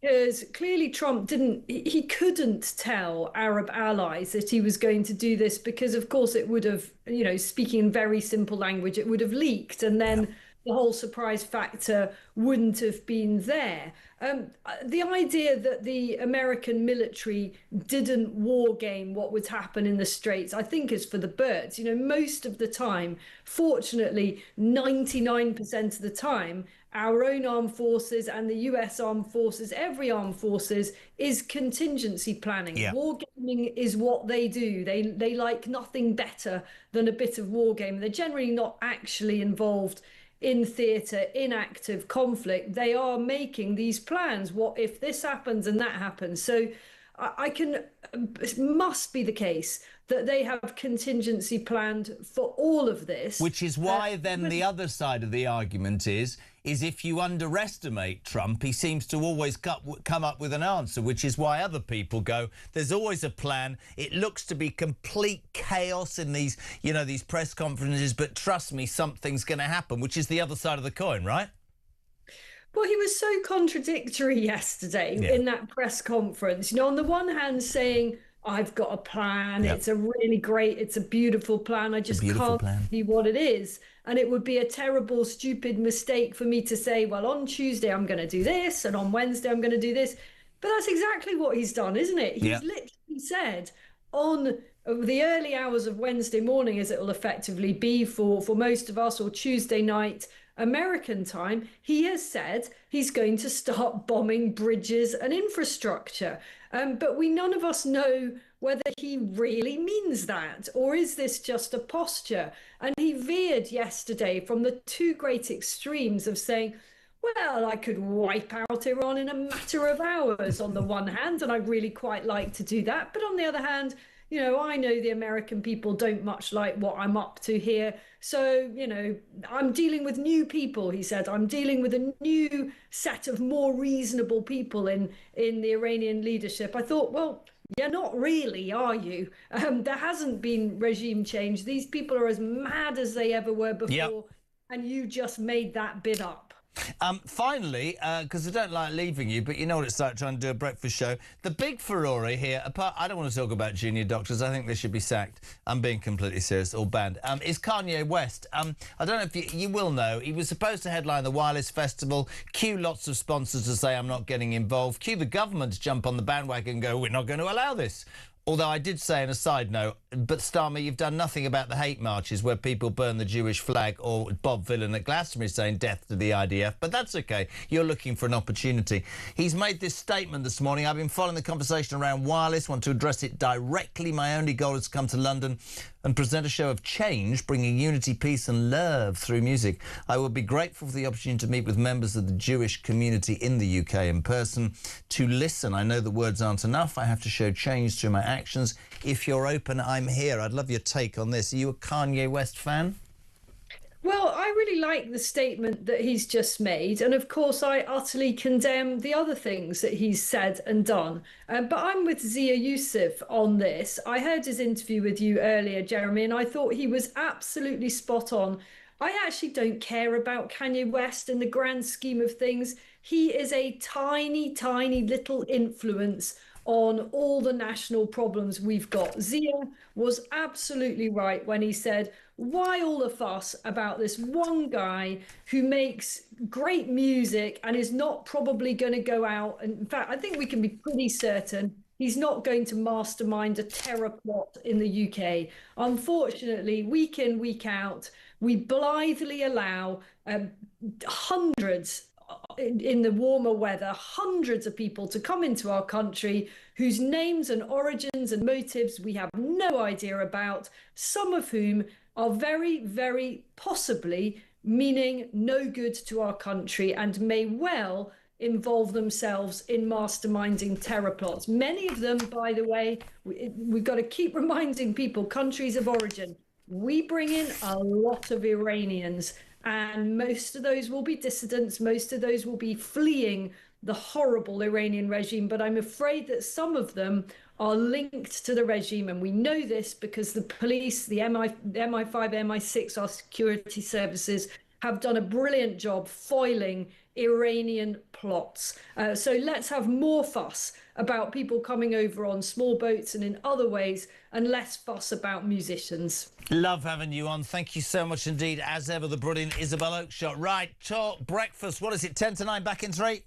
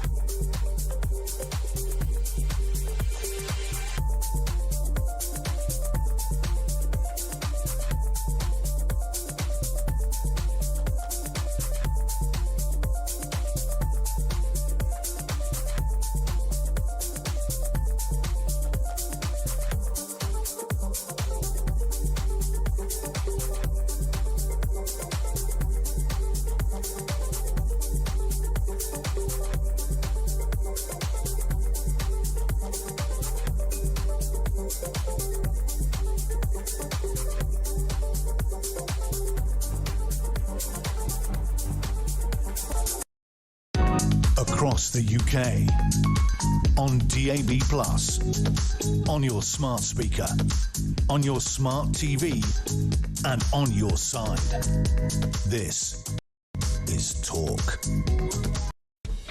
Welcome back, 8 minutes to 9. In a minute, Samara Gill. First up, where's he been? Rob in Newcastle. Not a sound yesterday. Bank holiday part-timer. Morning.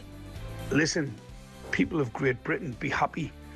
If the new line in the sand has been drawn today because Kanye West has made them realise that it's not okay to sing death to Jewish people, can we also use the same strength and abilities to jump forward and stop these marches, these hate marches, where people are shouting in the hundreds of thousands, what seems like mostly every week? If Kanye West is going to be the new line in the sand, some people in this country better take care, because I've seen stuff that makes my stomach turn, and I've had enough of it. So thanks, Kanye, for bringing this to everybody's attention. And thank you to the government for actually waking up and going to do something about it, because this is the law boys have come out with today. So please continue. It's true, isn't it? Rob Samara Gill has dragged herself out of her sick bed to be here. Yeah, it's been rough. But I would only drag myself out of bed to see you, Jeremy, because this story is mad. I mean, the Kanye West story? Yeah, you know I'm friends with Kanye's new wife. Bianca. Really? Yeah, No I wouldn't way. say the one friends. that doesn't wear anything? Yes, the one that doesn't wear anything. We grew up together. No way. But I haven't really had contact with her since she sort of Sorry, disappeared you're into supposed to be the vortex. roving reporter. Get me Bianca Sensori now, instantly. Naked or No, not with naked. clothes? It's all just I No want one the wants to see interview, that. because I think she's an abused woman. I think he's... So everybody goes, oh, you can't say... I mean, I'm sorry, he's an anti-Semite. It was interesting. Carl Turner said earlier, does mental illness make you an anti-Semite? Is that an excuse? I don't know. I don't know. I know lots of mentally ill people very close to me, and they don't say anti-Semitic things when they're going through these disorders. So I think it actually puts down mental health and when people actually struggle. My problem with that as an argument is a bit like the Hugh Edwards thing. Nobody, when they're perpetrating crime or saying disgusting things, says I'm mentally ill. They troll it out, sadly, nowadays as an excuse. There's a massive difference in my mind. There is, and this statement that he's just put out is so weak. He's gone, I mean, I know you've read it out, but he goes, I've been following the conversation around wireless and I want to I want to address it directly. My only goal is to come to London and present a show of change, bring unity, peace and love through my music. I mean, you've recorded the Heil Hitler song. Yep. It's done. It's out there. Completely. Now I'm dying of my cold, but I think the damage is done. I've got a brother who's younger, maybe more around your son's age, and the anti-Semitism is there within schools, within the younger people, and a lot of it is because Kanye West normalised it massively. Yep. I mean, yes, I agree with Zia Youssef, Isabel Oakeshott, that doesn't really matter in the scheme of things, maybe not, but he is a big cultural influence on the world. My argument is I'd ban him, but my argument is also we've got a Prime Minister who's jumped on board, but there's nothing about hate marches and nothing about Bob Dylan, which is absolutely typical Starmer, which is dual standards all the way. I also think, should we be giving people like Keir Starmer the power to just ban people he doesn't like? That scares me a little bit as well. I mean, I'm not a fan of Kanye. I hate the man, to be honest, for what he's been saying.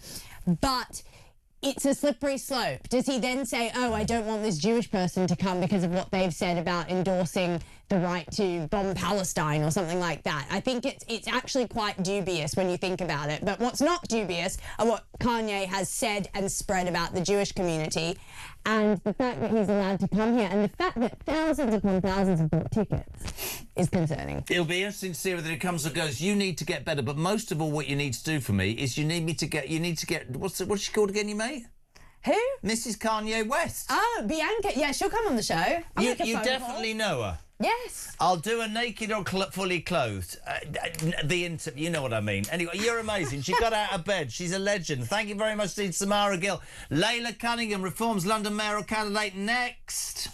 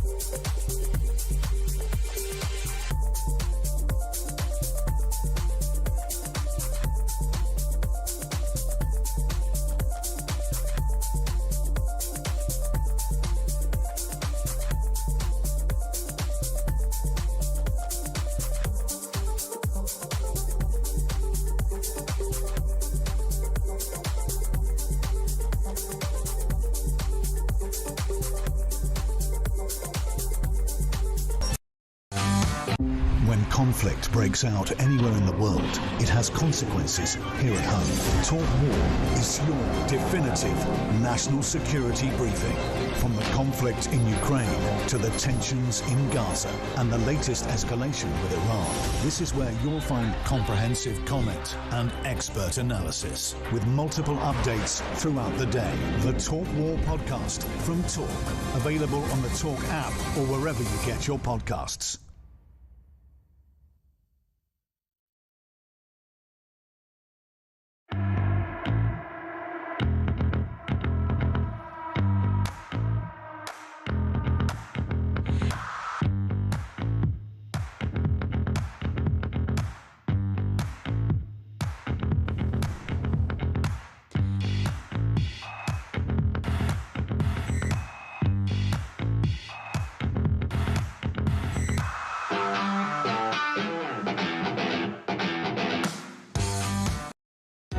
Across the UK, on DAB+, on your smart speaker, on your smart TV, and on your side.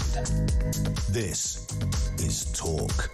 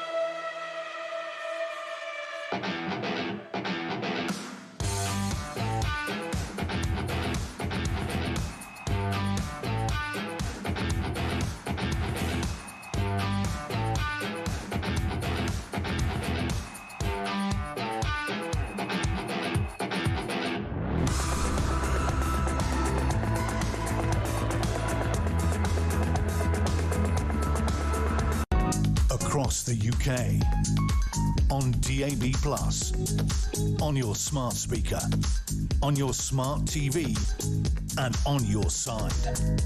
This is Talk.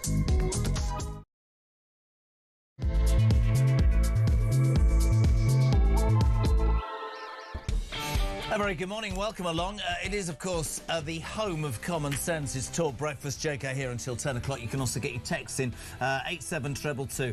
Layla Cunningham in a tick, the London mayoral candidate, here for 45 minutes. Honestly, the creative talent of this lot is not great. What are we calling it? Call Cunningham. Robert Jenrick comes on as Ring Rob. That's all I can offer you. But listen, let me tell you about this lady. If you love Sadiq Khan, do one. If you want Sadiq Khan out in whatever context, whatever your political persuasion, you should listen to how she puts it. 0344 499 1000 to speak to later. Text your questions, 87222. Your voice notes as well. This is about junior doctors. I've got to get it in. They're starting a new strike today because they've only had 35%. They're poor little mites. Morning, Mike. Morning, Jeremy, Mike and Whitney. Wouldn't it be nice if these protesters with their placards, the junior doctors, if they were holding up signs that were saying, we want the NHS to stop DAI, we want the NHS to stop doing sex change operations, we want the NHS to stop wasting money on their procurements, we want the NHS, the government to stop importing millions of people so we're overwhelmed, the NHS to scrap net stupid zero, we want the NHS to be more efficient, so they may offer us more money. And also, we don't want our colleagues to be paid twice as much to look after illegal migrants in hotels. That'd be nice, wouldn't it? We'd all support them then. What an utterly ludicrous suggestion. That's far too commonsensical for politicians. Before we go to the phones, a very good morning. Layla Cunningham, how are you? Fine, thank you. How are you? A vision Jeremy? in peach. Well, you know, it's spring and the sun is out, and I thought I'd emulate it. Here's a question for you. If you want to get your question in to Layla right now, 0344 499 1000, text to 8... She'll answer anything, 87222. Before we talk about today's news, when you think the sun is out, there's a spring in your step and your hat is at a jaunty angle, what do I think? There'll be more migrants coming on boats. Oh, yeah. I mean, it's not like the bad weather stopped them. No. But it does, it's a nicer trip if it's sunny. Layla, very quickly, whilst we line up some calls for you, junior doctors starting their strike this morning. 3 billion they've cost over 15 years, 3 strikes. Many people contacting the show today saying, sack them. Make it illegal for them to do this. This is costing people lives and treatment, cancer treatment, operations, all sorts of stuff. I think your previous caller hit the nail on the head. You know, I know that the NHS has a huge managerial class. I'm sure they have a DEI programme, a sustainability programme, the CPS did. Take all that away, and then, you know, Jeremy, we heard last month that the government paid them $3 million to get, you know, to whittle down, falsely whittle down their waiting list. That could have paid junior doctors. But I agree that the junior doctors have had the biggest pay increase. This doesn't look great at all. No, and listen, they know. So you know that they had a minimum service requirement. Yes. And the Labour removed it. And of course that gives them so much more leverage. You know, they know that a strike without any minimum service requirement is going to have a lot more pressure, a lot more consequences, and they're going to have a lot more leverage. And that's the Labour did that. And that, what does that tell you? Labour care more about their unions than they do about patients. It's a really interesting one. Wireless Festival, Kanye West, his statement this morning. The Kanye West, the festival guy says we should forgive him. He says he wants to come to the United Kingdom to meet members of the Jewish community in person. I know words aren't enough. I have to show change through my actions. If you're open, I'm here. Whatever my thoughts on any of that, I love the fact this is hijacked by Starmer and Mahmood, who've done nothing about the hate marches in London where people set fire to Jewish flags, for Christ's sake, or Bob Villain. That's what I mean. It is so inconsistent. You know, the system has to be consistent and clear, not reactive. They're just reacting because he's a high-profile figure, yet they allowed 2 weeks ago people marching for the IRGC with signs of Ayatollah Khomeini, someone we're at war with, a country, to march in praising them. You know, I mean, why don't they deal with what's going on at home? Listen, I know he's not my cup of tea. I wouldn't buy a ticket, although I've been to Wireless with my kids. It was pretty hellish for me at my age. But at your age, there's me. I went to a One Direction concert in New York because I got invited. I had to leave after 11 minutes because of the screams. Oh no, have you ever heard of? I'd never heard of a mosh pit. What? I found myself. I was with my kids at this Wireless 2 years ago. How old are the kids first? I mean, they're teenagers. You know, 15. Okay. But I found there's this mosh pit where everyone just jumps on each other. Oh. And I'm like, my children. I'd be terrified if somebody jumped on me. I was get claustrophobic. But you know what was interesting is at the Wireless concerts, my son was he was about 15, 16, and he accidentally dropped some water on someone. And that guy went up to him and pushed him and said, you dropped water on me, and was about to fight him. And you knocked him out? Well, I was like, hello, don't talk to my son like that. And I stood in between him. And obviously he's not going to hit a mum, so he backed down. But I thought, how quickly things can escalate. Yeah. You know, people are so intolerant now. Should he be banned? No, we cannot start banning people for speech. The government cannot ban people from the country Where does it stop? Who makes the decision what speech is unacceptable? You can condemn what he said. Also, he's bipolar. He's admitted that he says Not horrific, sure. toxic Maybe you and I things. would disagree. I'm not altogether sure if you write a song called Heil Hitler that you can blame. Did he write a song? Yeah. I mean, and there's Nazi memorabilia on his website. The problem Really? I've got, There is? So I don't think he should be allowed here, because I think we've got an underlying problem in this country which is not getting any better. My reason for targeting Starmer is I like the sentiment, but yet again I think that's focus grouped. And if you go for Kanye West because it doesn't look right and other people are jumping up and down, ban those marches. Ban Bob Villan. Get the police, the Starmer militia that were out on the streets after the Southport riots. Quite right? 100%. But we haven't seen them again because apparently everybody was far right. Deal with Bob Villan. Deal with those people. Right, let's get straight to the phone lines. We're going to go to Nick in London. Nick, good morning. You're through to Layla Cunningham. How are you? I am very well. How are you? Hi, Nick. Hello, Layla. Pleasure talking to you. Pleasure. Why can't the government say the people coming across in boats are carrying guns, and therefore the Royal Navy and the Royal Marines would sort them out? If they were coming across the channel with uniforms and guns, the Navy would stop it in a heartbeat. So why can't the governing classes treat it as such? Yeah, I mean, I think the Navy should step in, but they haven't. We've been very weak. And today you hear, Nick, that they're going to have some kind of facial recognition over the channel to recognise all the gangs who are pushing the boats in. You know who else recognised the gangs that are pushing the boats in? The people who actually arrive on boats. We never question them. Why isn't granting them asylum conditional on them giving us information on the boat smugglers?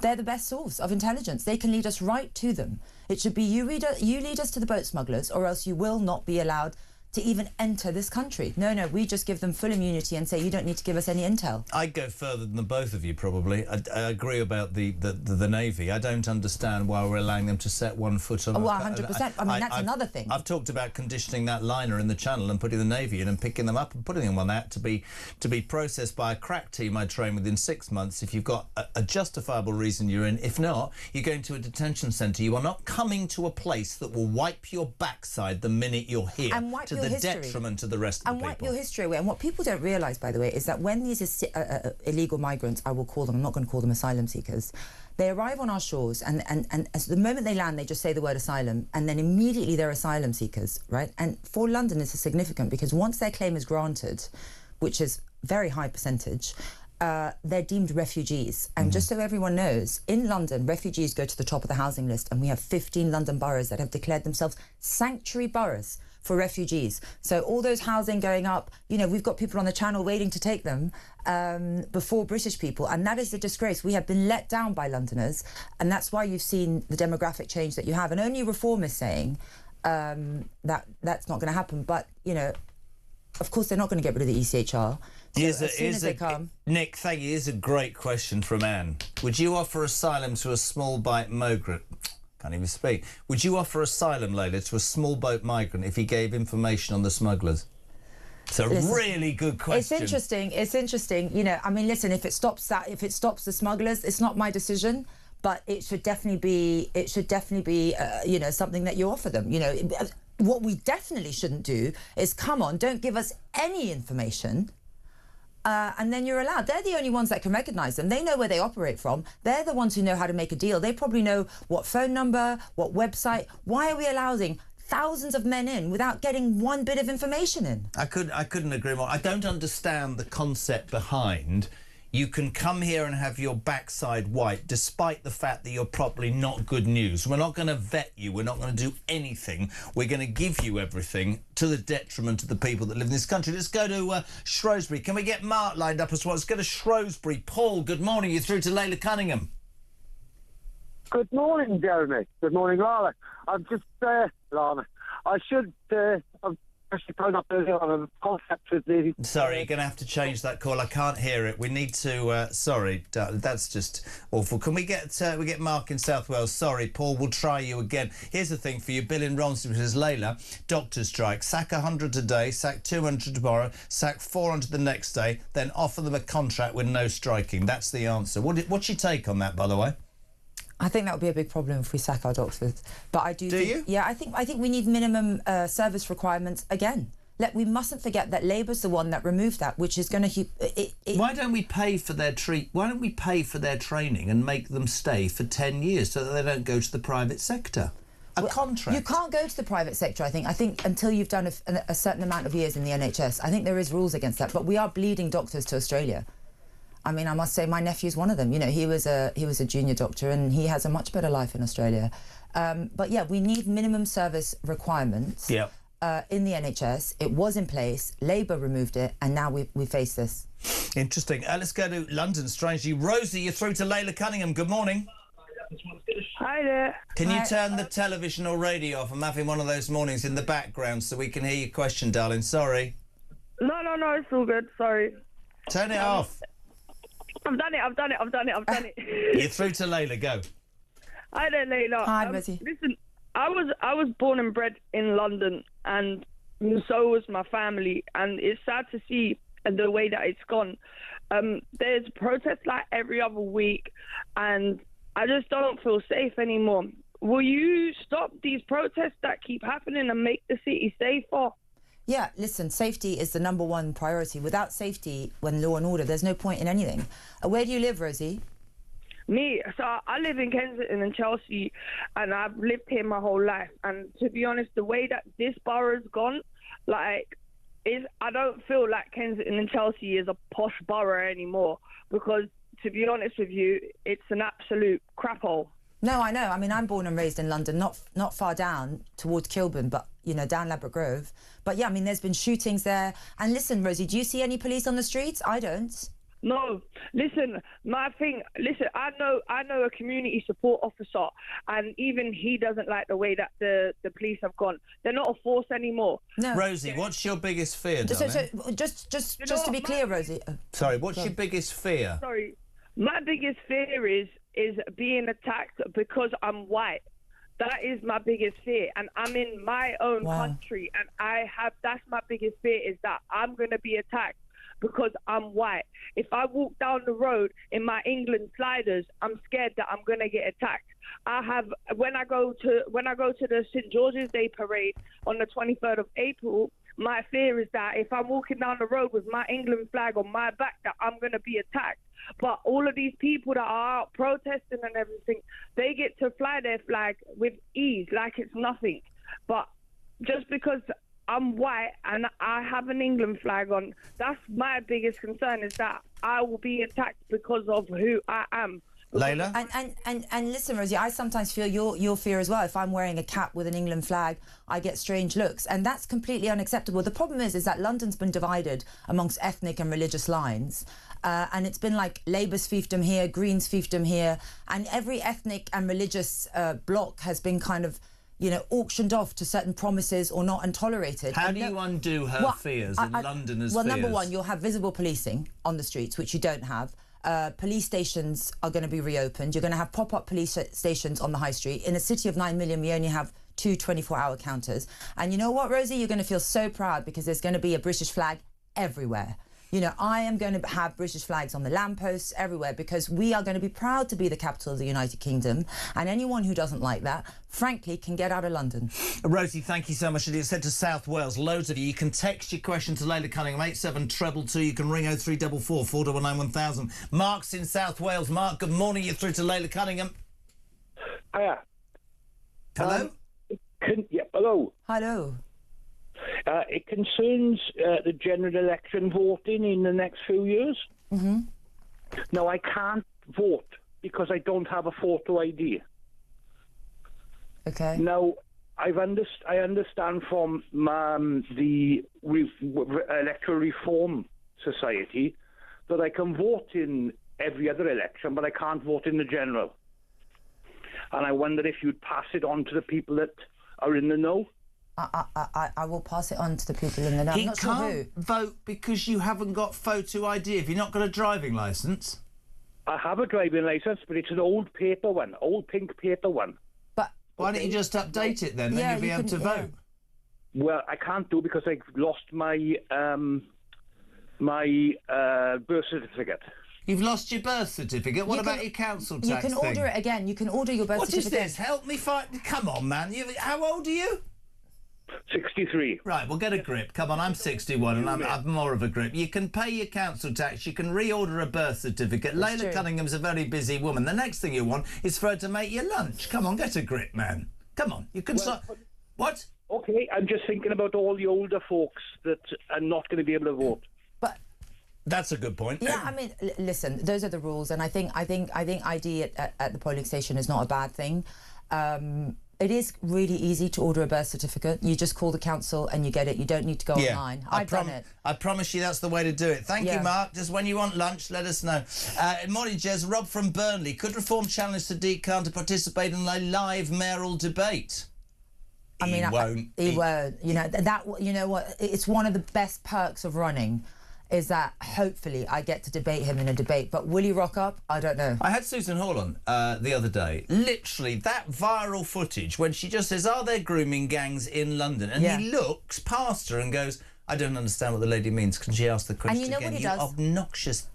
And you know what he does? If I say London's dangerous, if I say, you know, people don't feel safe, he'll say, oh, you're just talking London down. That's always his response. Yeah. And it's absolutely not true. London has not been the city that I recognise, and people don't feel safe, and he just keeps ignoring it. Did you see that he went begging our ambassadors to tell their country, or their, you know, to change the reputation of London, that it's an unsafe city?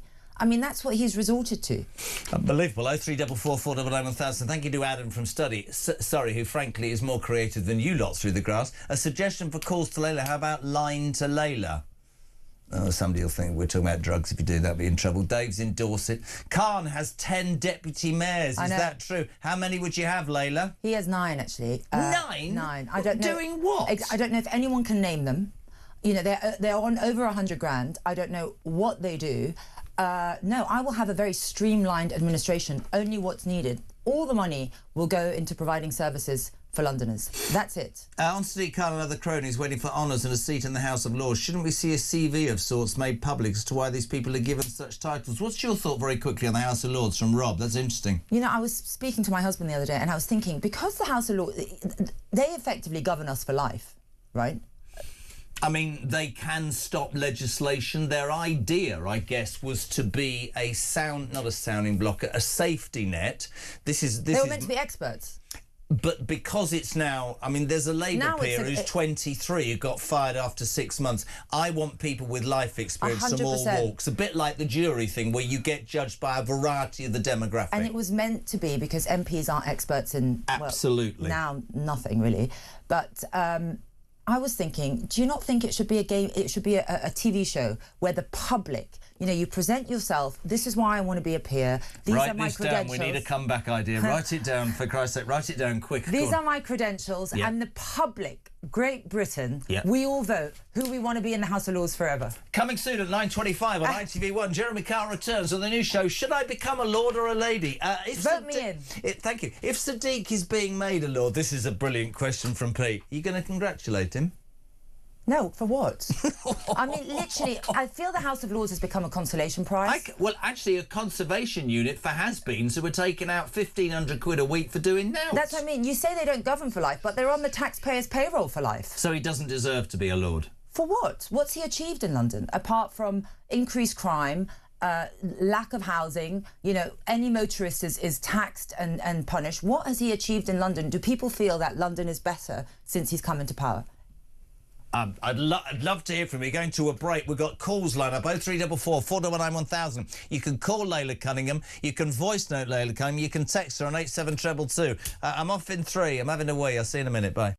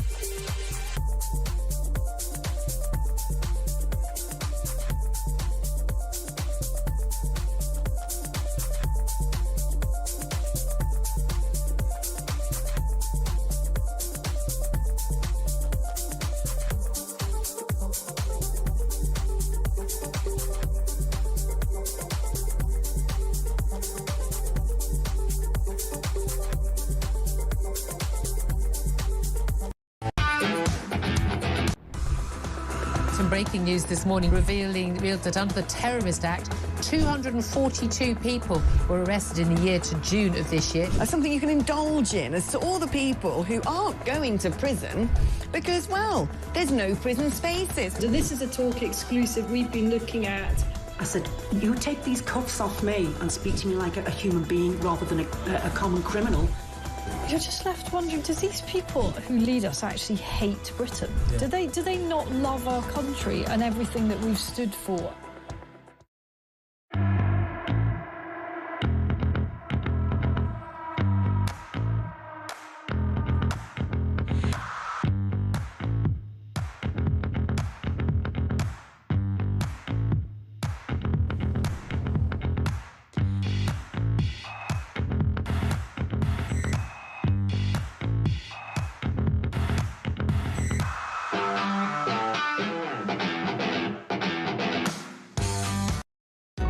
Across the UK, on DAB+, on your smart speaker, on your smart TV, and on your side. This is Talk. Welcome back. So, live with Layla, let loose with Layla, or call Cunningham? Layla listens. Layla listens. You see? She's even had to come up with it herself. That's how uncreative you lot are. 0344 499 1000. Question for Layla. This is Kian. I hope I've said that right, in Cornwall. You already have the vote from people like myself that support reform. How do you convince the left-leaning voters to vote for you? You are amazing, by the way. Really good point in London. How'd you do that? So, listen, I've been stopped by all kinds of people because I don't think it's about left or right anymore. I really don't. I think people just want change, and they want someone that they believe can affect change, and the number one change they want is safe streets. It really doesn't matter if you vote Labour or Conservative or left or right or Green. You really just want safe streets. And I think it transcends, you know. And I think, Jeremy, I think we've got to stop doing left or right, because I think fundamentally people, wherever you lean, want the same thing. They want a bit more money in their pocket. Absolutely agree. Public services that deliver, decent healthcare, the chance to own a home, and safe streets and safe borders. And that's it. But that's what we were brought up on. That's that it. Now sounds to be like the most outrageous thing. Very quickly, let's go to the phone. Let's go to Liverpool. Carl, you're through to Layla Cunningham. Good morning. Good morning, Jeremy. Good morning, Layla. Good morning. Yeah, my question is, you've just been speaking about it before, actually, Susan Hall and Sadiq Khan, when she was asking about the grooming gangs in London. If it turns out that he has known and there is parts that he's played in that, would he be able to go to prison for that? Is there a way? Because he's destroyed London, and if he's in the know and that he does know about the grooming gangs and whatever else, and if he's not done anything about it, can he be put in prison? Well, I would hope so, because let's just face it. So the BBC wrote an article saying grooming gangs did exist. I've read victims' reports saying that victims were driven from the Midlands, from Oxford to London, and there were hundreds of men. You know, they were bundled up in a car because the guy in the Midlands owed someone here, and they were gang raped throughout the night in a house in London. It does exist in London. And it's a blemish, but the problem is, where is the accountability? You know, you've got this so-called inquiry that's headed by a Labour peer who was actually the Child Commissioner, Anne Longfield, when grooming gangs were happening, and omitted to include the ethnicity or religion of the perpetrators. And now she's head of the inquiry. Why is it not a judge? So I would love to see some accountability, but you and I know. And Jeremy knows. Is there ever accountability? Does anyone ever lose even a job, let alone go to prison? You know what, Carl? Layla would know this of me. I've done this a long time. I thought the post office scandal was a disgrace. I think this lack. I mean, OK, there is an inquiry now, but it doesn't have judicial process. It doesn't have. It's not a judge.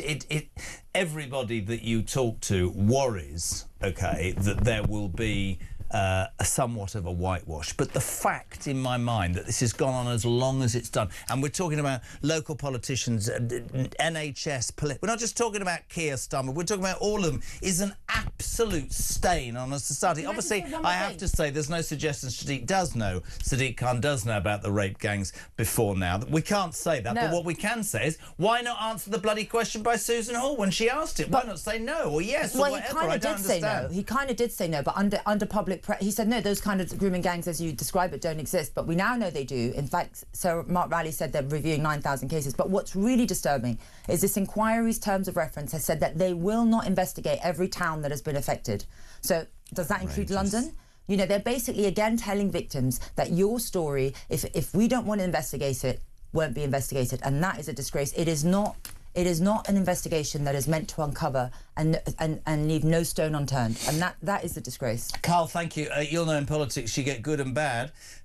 Phil in Newcastle says, sorry, but I think Labour is too weak on immigration. All illegals must be detained and deported on arrival. 100%. I've always said that. You know, right now... I don't know, where does that come from? Where does that come from? Illegal migrants should be detained and deported the moment they land. We have a Borders Act that makes that illegal, but right now only 1% are prosecuted because of the ECHR and the Refugees Convention. Once they say the word asylum, it's a neutralised crime.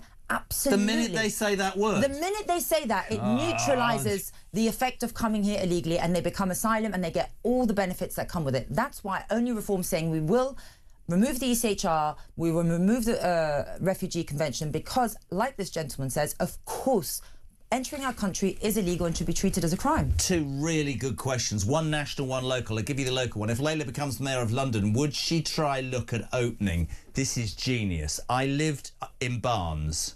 I cannot believe that Hammersmith Bridge has been left.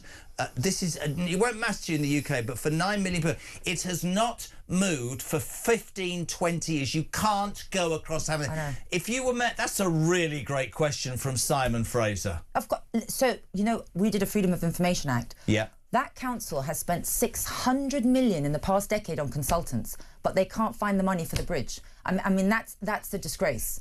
You know, you've got to ask who's benefiting from these consultants that they're hiring. Obviously not the people that they're meant to serve. So, yes, that will be a #1 priority. Number one priority is to get London moving again. It's a disgrace that we have a bridge that nobody can go on. I mean, it is unbelievable. Unbelievable. I used to go across there the whole time. Very quickly, we're going to talk about the Waitrose story in Clapham, because that's London. But Alan and Middlesbrough. Jez, Layla, what will Reform do about the enormous student debt problem blighting the future of thousands of young graduates? What's Reform's stance? Alan Hanratty. Well, I mean, Reform's stance is that education should pay, #1. You know, you've got a lot of Mickey Mouse degrees that don't lead to a job. And universities are raking it in. But yeah, I think we should do everything we can to reduce student debt. You know, the problem is that the dream of university, you will go to university, you will leave with, you know, 40, 50,000 pounds in debt, and you will have a job waiting for you at the end of the line. That dream is fundamentally broken, and it doesn't really matter which university you go to. I speak to Oxford students who are struggling to find a job, and that's something they were promised. And you know, there's a lot of factors that go into that, but yeah, I do think the massive interest increase on student debt is a betrayal. It's really interesting, because that is an argument. Somebody said to me the other day, we were discussing this at home, a friend, and he was saying, but what you're saying is elitist. You're saying there should be less universities and less thing. And I said, yes, because it's been watered down. I always give the same example. You can go to Keele University and do a marketing degree in the Beckham brand. It doesn't give you a byword to getting a job like it used to, and thus people are getting into debt for no reason. This is a voice note for you. Bill, good morning. Morning, Jeremy and Layla. Bill in Telford. Lovely show. Just wanted to say that a couple of months ago I was down in London on a jolly with some friends and didn't hear a single English voice around me, you know, for the weekend. And earlier this year I was in Amsterdam on a job for a week, and every day on the tram going in and around Amsterdam, all I could hear was English voices chattering around me. So it's a bit weird that you go to a completely different country and you've got English-speaking people all around you, except in your own capital city. How mad is that? Have a great day. You can't force people to speak English, but my opinion on that, just to be... They could be tourists. It depends very well. Of course that it can be tourists. And it's a bit rich from a man who's in Amsterdam, wink, wink, on a week's thing where everybody's English because everybody's No, I'm joking. Do you know, by the way, here's an interesting fact. This is completely irrelevant. You know how liberal Holland is about sex? Yeah, I do. The lowest percentage of teenage pregnancies in the Western world is in Holland because of that approach to sex. You didn't know that, did you? No, I didn't know that. Anyway, Bill's been... Well, thanks for letting me know. Are you feeling good about that? Yeah. Phil, good morning. Morning, Jeremy. It's Phil from Durban in SA again. Listen, I have 6 people flying to London this morning, and I told them, be very careful. Don't wear an expensive watch. Don't brandish a mobile phone. Be very careful when you walk the streets. They were astounded.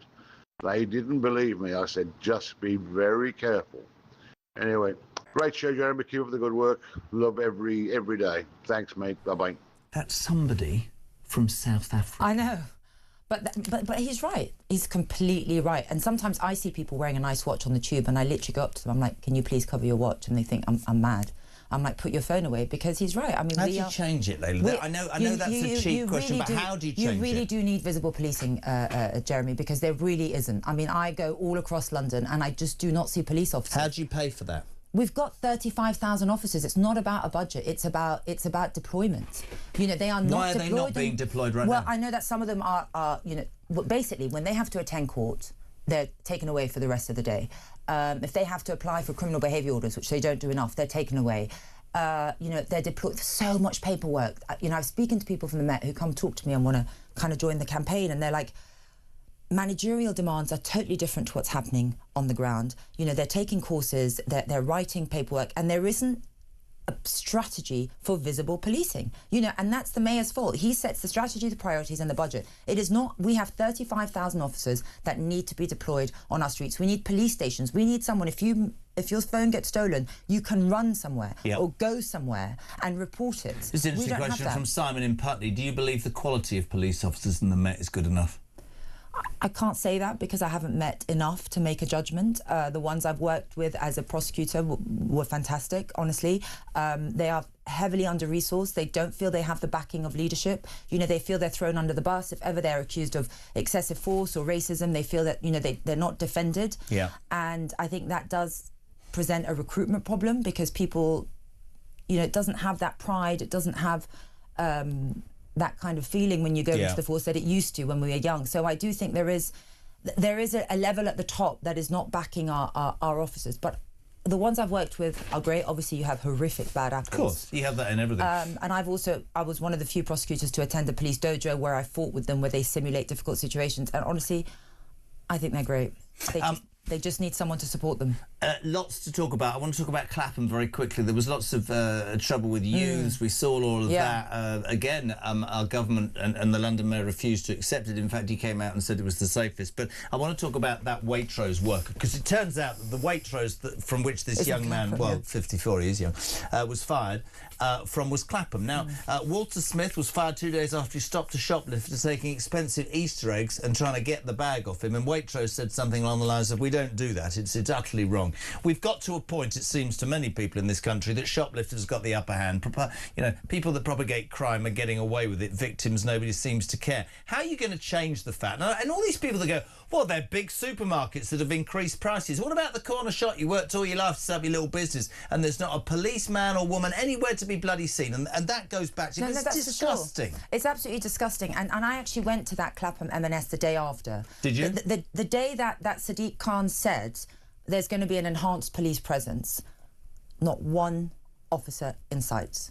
Not one. And I spoke to the leader of the Residents Association there, and he said we just want support from Sadiq Khan. Nobody's come. Nobody from the Met has come to talk to the community. There was not one officer there. In fact, I had to double check that I'm at the right M&S. I actually went in and said, "Is it the right one?" But it's Waitrose. No, sorry, is this the shoplifter that was... This is the mob. Sorry, I'm talking about the mob. Sorry, yes, sorry, the I'm talking mob. about the mob. I actually had to check that I'm at the right one, because I'm like, where's the enhanced police presence? How would you have dealt with those 300 Jews? I would have arrested all of them. Water cannon? You know, you could... No, but you could...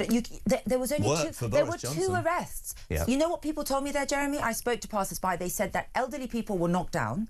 People were pressed against the windows because they couldn't leave. They all need to be arrested. There needs to be accountability. But I'll just say this. I've prosecuted these theft cases, and what happens in court is that they go, oh my God, you know, he's got a drug problem, he's got an alcohol problem. It's very defendant focused. They don't focus on the actual crime. So they're like, you know what? we'll give him a drug rehabilitation order. He only stole a certain amount. He may have pushed a security guard. And at one point I stood up and I said, that security guard puts his risk on the life every single day, and he doesn't get a look in when it comes to sentencing. And that's what we have. We have to focus on the victim and the crime itself, not on the defendant in court. And there are very good tools called criminal behaviour orders, which can ban someone from a high street, from a shop, should they commit these crimes. And they're not used enough. You know why they're not used enough? Because the Met doesn't have the resources to apply to them. I would respectfully suggest, and this will go down like a lead balloon, right? But I used to be scared of the police, right? And I don't understand. Mark's looking at me, he knows exactly what I mean. If you thought the police were going to grab your collar and drag you back to your mam, you were right in it, weren't you? And that's why but that doesn't happen now. They're allowed to stand there enough. I bet you weren't thinking you were getting this question. Nobody, this is brilliant from Dave. Layla, if I voted for you, what in the name of God would you do about the 20-mile-per-hour speed limit and the LTNs? Oh, I get that all the time. Number one, LTNs, I think, are council implemented, completely against any residents' wishes. In fact, Croydon Council was found of implementing... Explain to people what an LTN is. Low-traffic neighbourhoods. I mean, God knows what that means. Basically, they just they just divert traffic to side streets, which creates high-traffic neighbourhoods on the other side of the street. So under Layla Cunningham, the traffic speed in London would rise to 30 miles an hour? It depends where. So on the Bayswater Road, it should not be 20 miles per hour. What about on the embankment when I'm trying to get from Parliament Square to this place in the morning 100%. And I go at 20 miles an hour? Honestly, I could walk quicker. And I've prosecuted those as well, and it is a cash cow. I've had men cry in court because they've gone at 23 miles per hour 3 or 4 times, and now they're banned from driving for 12 months. That's their livelihood, their family. It is a racket, and that's got to stop. We've got to stop punishing motorists. Just back to Croydon, by the way, they fleeced their residents for millions of pounds with 6 illegal LTNs. You know, basically, motorists are paying for council's failures, and so yeah, LTNs are going to go because nobody wants them. This is quite interesting. Joanna from Salisbury. Hi, Jez. My granddaughter 17 just wandered in and said, "Who's that?" Right, about you, not being rude. And then, but some of the things my other granddaughter has come home with rewritten history or left-wing pushed from the teacher is absolutely outrageous. The education system needs looking at. 2 questions, right? Dave says, are you excited? See, I just want to, before I tell you about this, I am not, and I'm getting slaughtered. Artemis, the rocket. Is Layla excited about the rocket going round the moon? I am, actually. I think, and you know what, it shows, I mean, why... Don't you think we could spend the money on other stuff? And then she's going to come in, Julie, quite rightly, and say to me, Jez, you don't know what you're talking about. This is about looking for life in 200 years' time. I just think we've got enough going. It's like the net zero thing. I actually don't think it's looking for life. In fact, I was listening to a podcast about, like, these tech billionaires, and they were saying that, you know, that the moon's got, like, essential resources that we're going to start using. It's about going beyond our frontier. It's about innovation. It's about humanity. I think it's great, and it's so sad that we don't have a space program, despite having Oxford and Cambridge and Imperial and all these. Did you watch Star universities. Trek? No.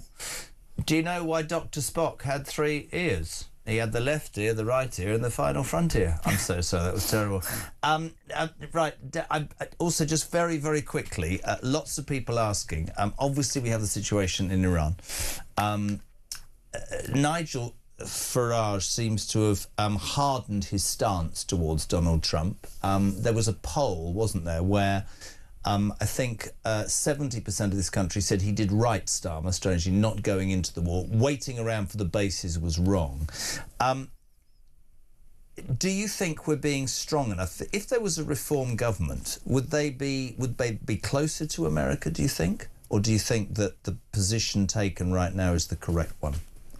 Listen, whoever's governing the US, they are our closest allies. You know, they've always defended us, and there's no benefit in alienating them, whoever's in power. So you can't just see the USA as a Trump thing. But it's the people USA. that would argue and go alienating or kowtowing, and I'm not sticking up for Keir Starmer. Being an ally means telling your friends, you can go alone, we're not going to do this. And Nigel never said to go, you know, boots on the ground or anything. No.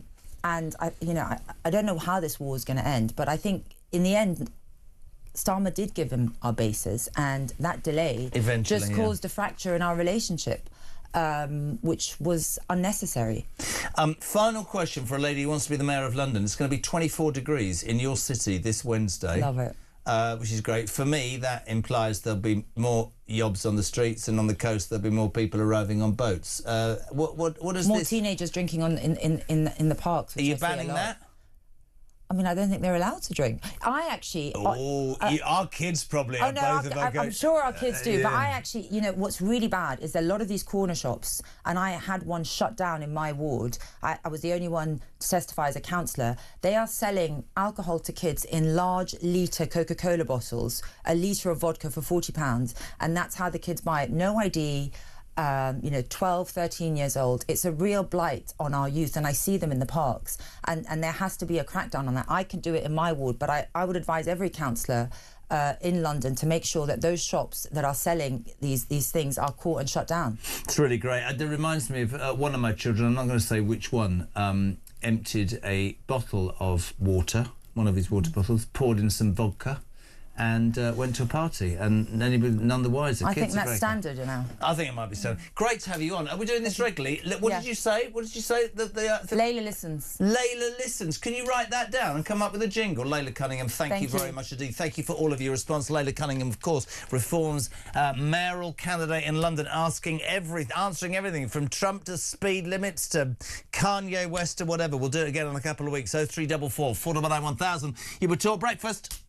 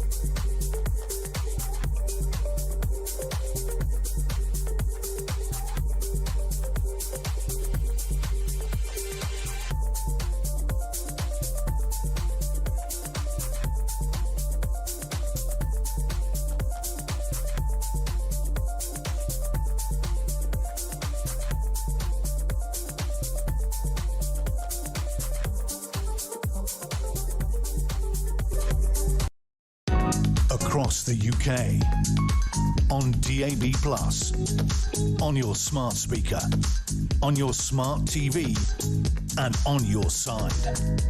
This is Talk. Welcome back. 12 minutes to 10. Julia Hartley-Brewer from 10. Good morning to Anna, who says, as a nurse of 40 years service, I'm absolutely disgusted at the greed shown by the public sector workers, Jez. No one has the terms and conditions public sector do. I entered the NHS knowing I had job security, a very valuable asset. These young doctors are greedy, inexperienced and self-centred. The NHS is there for the public, not the staff. I would ban them striking in the public sector. Before we finish, there's been a big, lots of talk this morning about Kanye West, the anti-Semite, should he be allowed in or not? Delighted to just slip in for the end of the show. Danny Stone is the CEO of the Anti-Semitism Policy Trust. Danny, good morning. Good morning. Thanks for having me on. Everybody knows my position on this. I've gone on and on about how I find any sort of racism abhorrent, but quite how anti-Semitism is allowed to flourish, it seems, in this country, and other forms are jumped upon is beyond me, and I'll forever jump up and down and say it. The Kanye West thing, my take on this is, yes, probably shouldn't be allowed, but for me, we've got a government led by a Prime Minister who's done nothing about hate marches where the Jewish and Israeli flags are set fire to, and that vile human being, Bob Villan, who was shouting deaf, deaf to the IDF. To me, this is Starmer doing what he thinks is right, but he's got a lot longer and further to go, hasn't he, Danny? Well, we'll test the government by their actions on this. You know, it was revealed last night that the Home Office are looking at the situation. To me, Kanye West is not somebody who is conducive to the public good.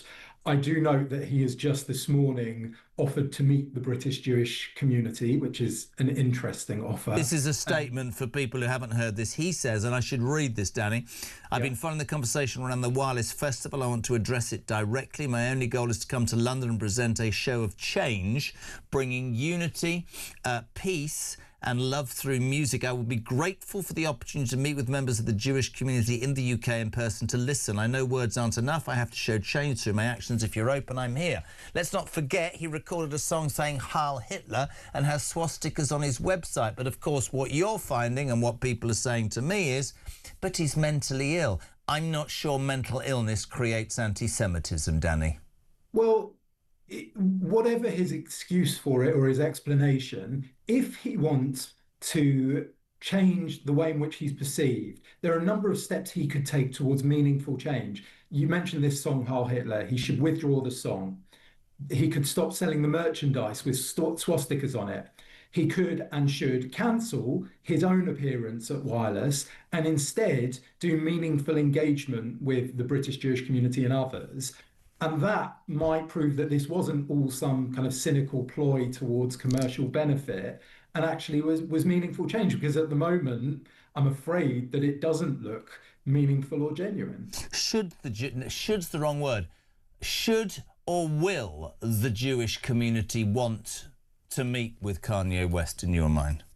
Well, this morning, the Board of Deputies of British Jews has responded saying, similar to what I've just said, that if there is some meaningful change, particularly if West drops out and does not appear at the Wireless Festival, then they would be prepared to meet with him. And I think that's right. You can't just meet as some kind of whitewashing of the past behaviours. Meaningful change means meaningful change. It means doing something different. We can't just, you know, this is somebody who on X was saying that the Jews are hidden in plain sight, that he loved Hitler, engaged in Holocaust denial, said he was going DEFCON 3 on Jewish people. You know, that doesn't just get swept away and ignored. That needs proper address. Absolutely. He could engage and embark on an educational programme. He could have donated millions to an educational cause, but he didn't. And so just saying sorry and meeting a few people, to my mind, is not good enough. I want to see action. And I understand that. Just before you go, can you help me with something that really riles me up? Why is anti-Semitism treated differently and not as important as any other anti-racism? Because it's all abhorrent, but I just don't understand why isn't deemed to be so important. I mean, it's an excellent question, and I don't really understand why. I mean, can you imagine a scenario in which another music artist had, let's say, rallied against black people, for example, to take one example, or any other protected characteristic, and would there be calls for that just to be ignored, for there to be no consequences for it? It's kind of unthinkable, and rightly so. And so I don't have a good answer for you on why it's treated differently, but it's unquestionable that it is treated differently, and that's not good enough. All we're asking for is for the same standards to apply to Kanye West as has applied to other people for other forms of racism. Danny, great to have you on. Danny Stone, CEO of the Anti-Semitism Policy Trust. It's almost 7 minutes to 10. I've got to play this. This is Donald Trump. It's not so much a press conference, but he's being asked about Iran, and right next to him is an Easter bunny. Have a watch. This is brilliant. I don't think it gets much more hostile than Iran. They're capable fighters. They're very tough people. And there are others like that. You don't mind when the enemy is weak, but that enemy is strong. Not so strong like they were about a month ago. I can tell you, in fact, right now, they're not too strong at all, in my opinion, but we're soon going to find out, aren't we?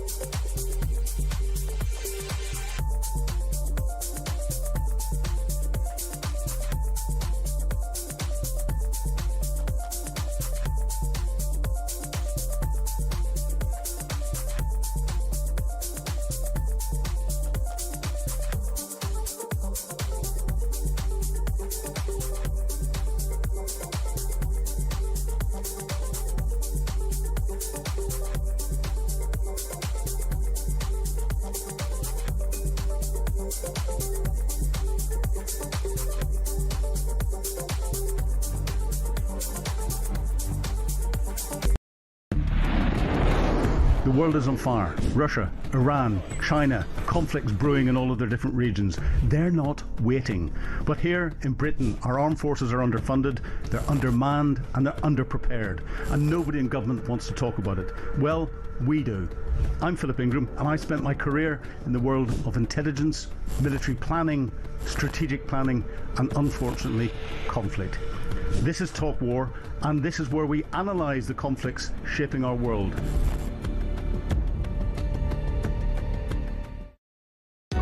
Across the UK, on DAB+, on your smart speaker, on your smart TV, and on your side.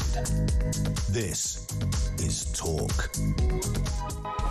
Welcome back. Driving around at 20 miles per hour must cause more pollution. Shouldn't Ed be more concerned, says Chris in South West London. Jill in West Sussex. Morning, Jess. Regarding shoplifting, what has gone wrong with this bloody country? I've been to many supermarkets in Spain and the Canary Isles and never seen one security officer and not anybody who's ever nicked anything. A very good morning to a person who would never shoplift, but she and I disagree on only one thing, space. I'm still excited about it. I've got a shoplifting story, but there we are. No, the Waitrose guard being sacked. I mean, again, I'm sorry. This is like the bus driver who got sacked for chasing off someone. These are good people. I know my local Waitrose security guard very well because he helped. Well, he helped get the. Posh, you shop at. I'm Aldi. I've got to be honest with you. I'm Aldi. It's the nearest supermarket. Oh, right, okay. That's my. It's on the way home from the tube station.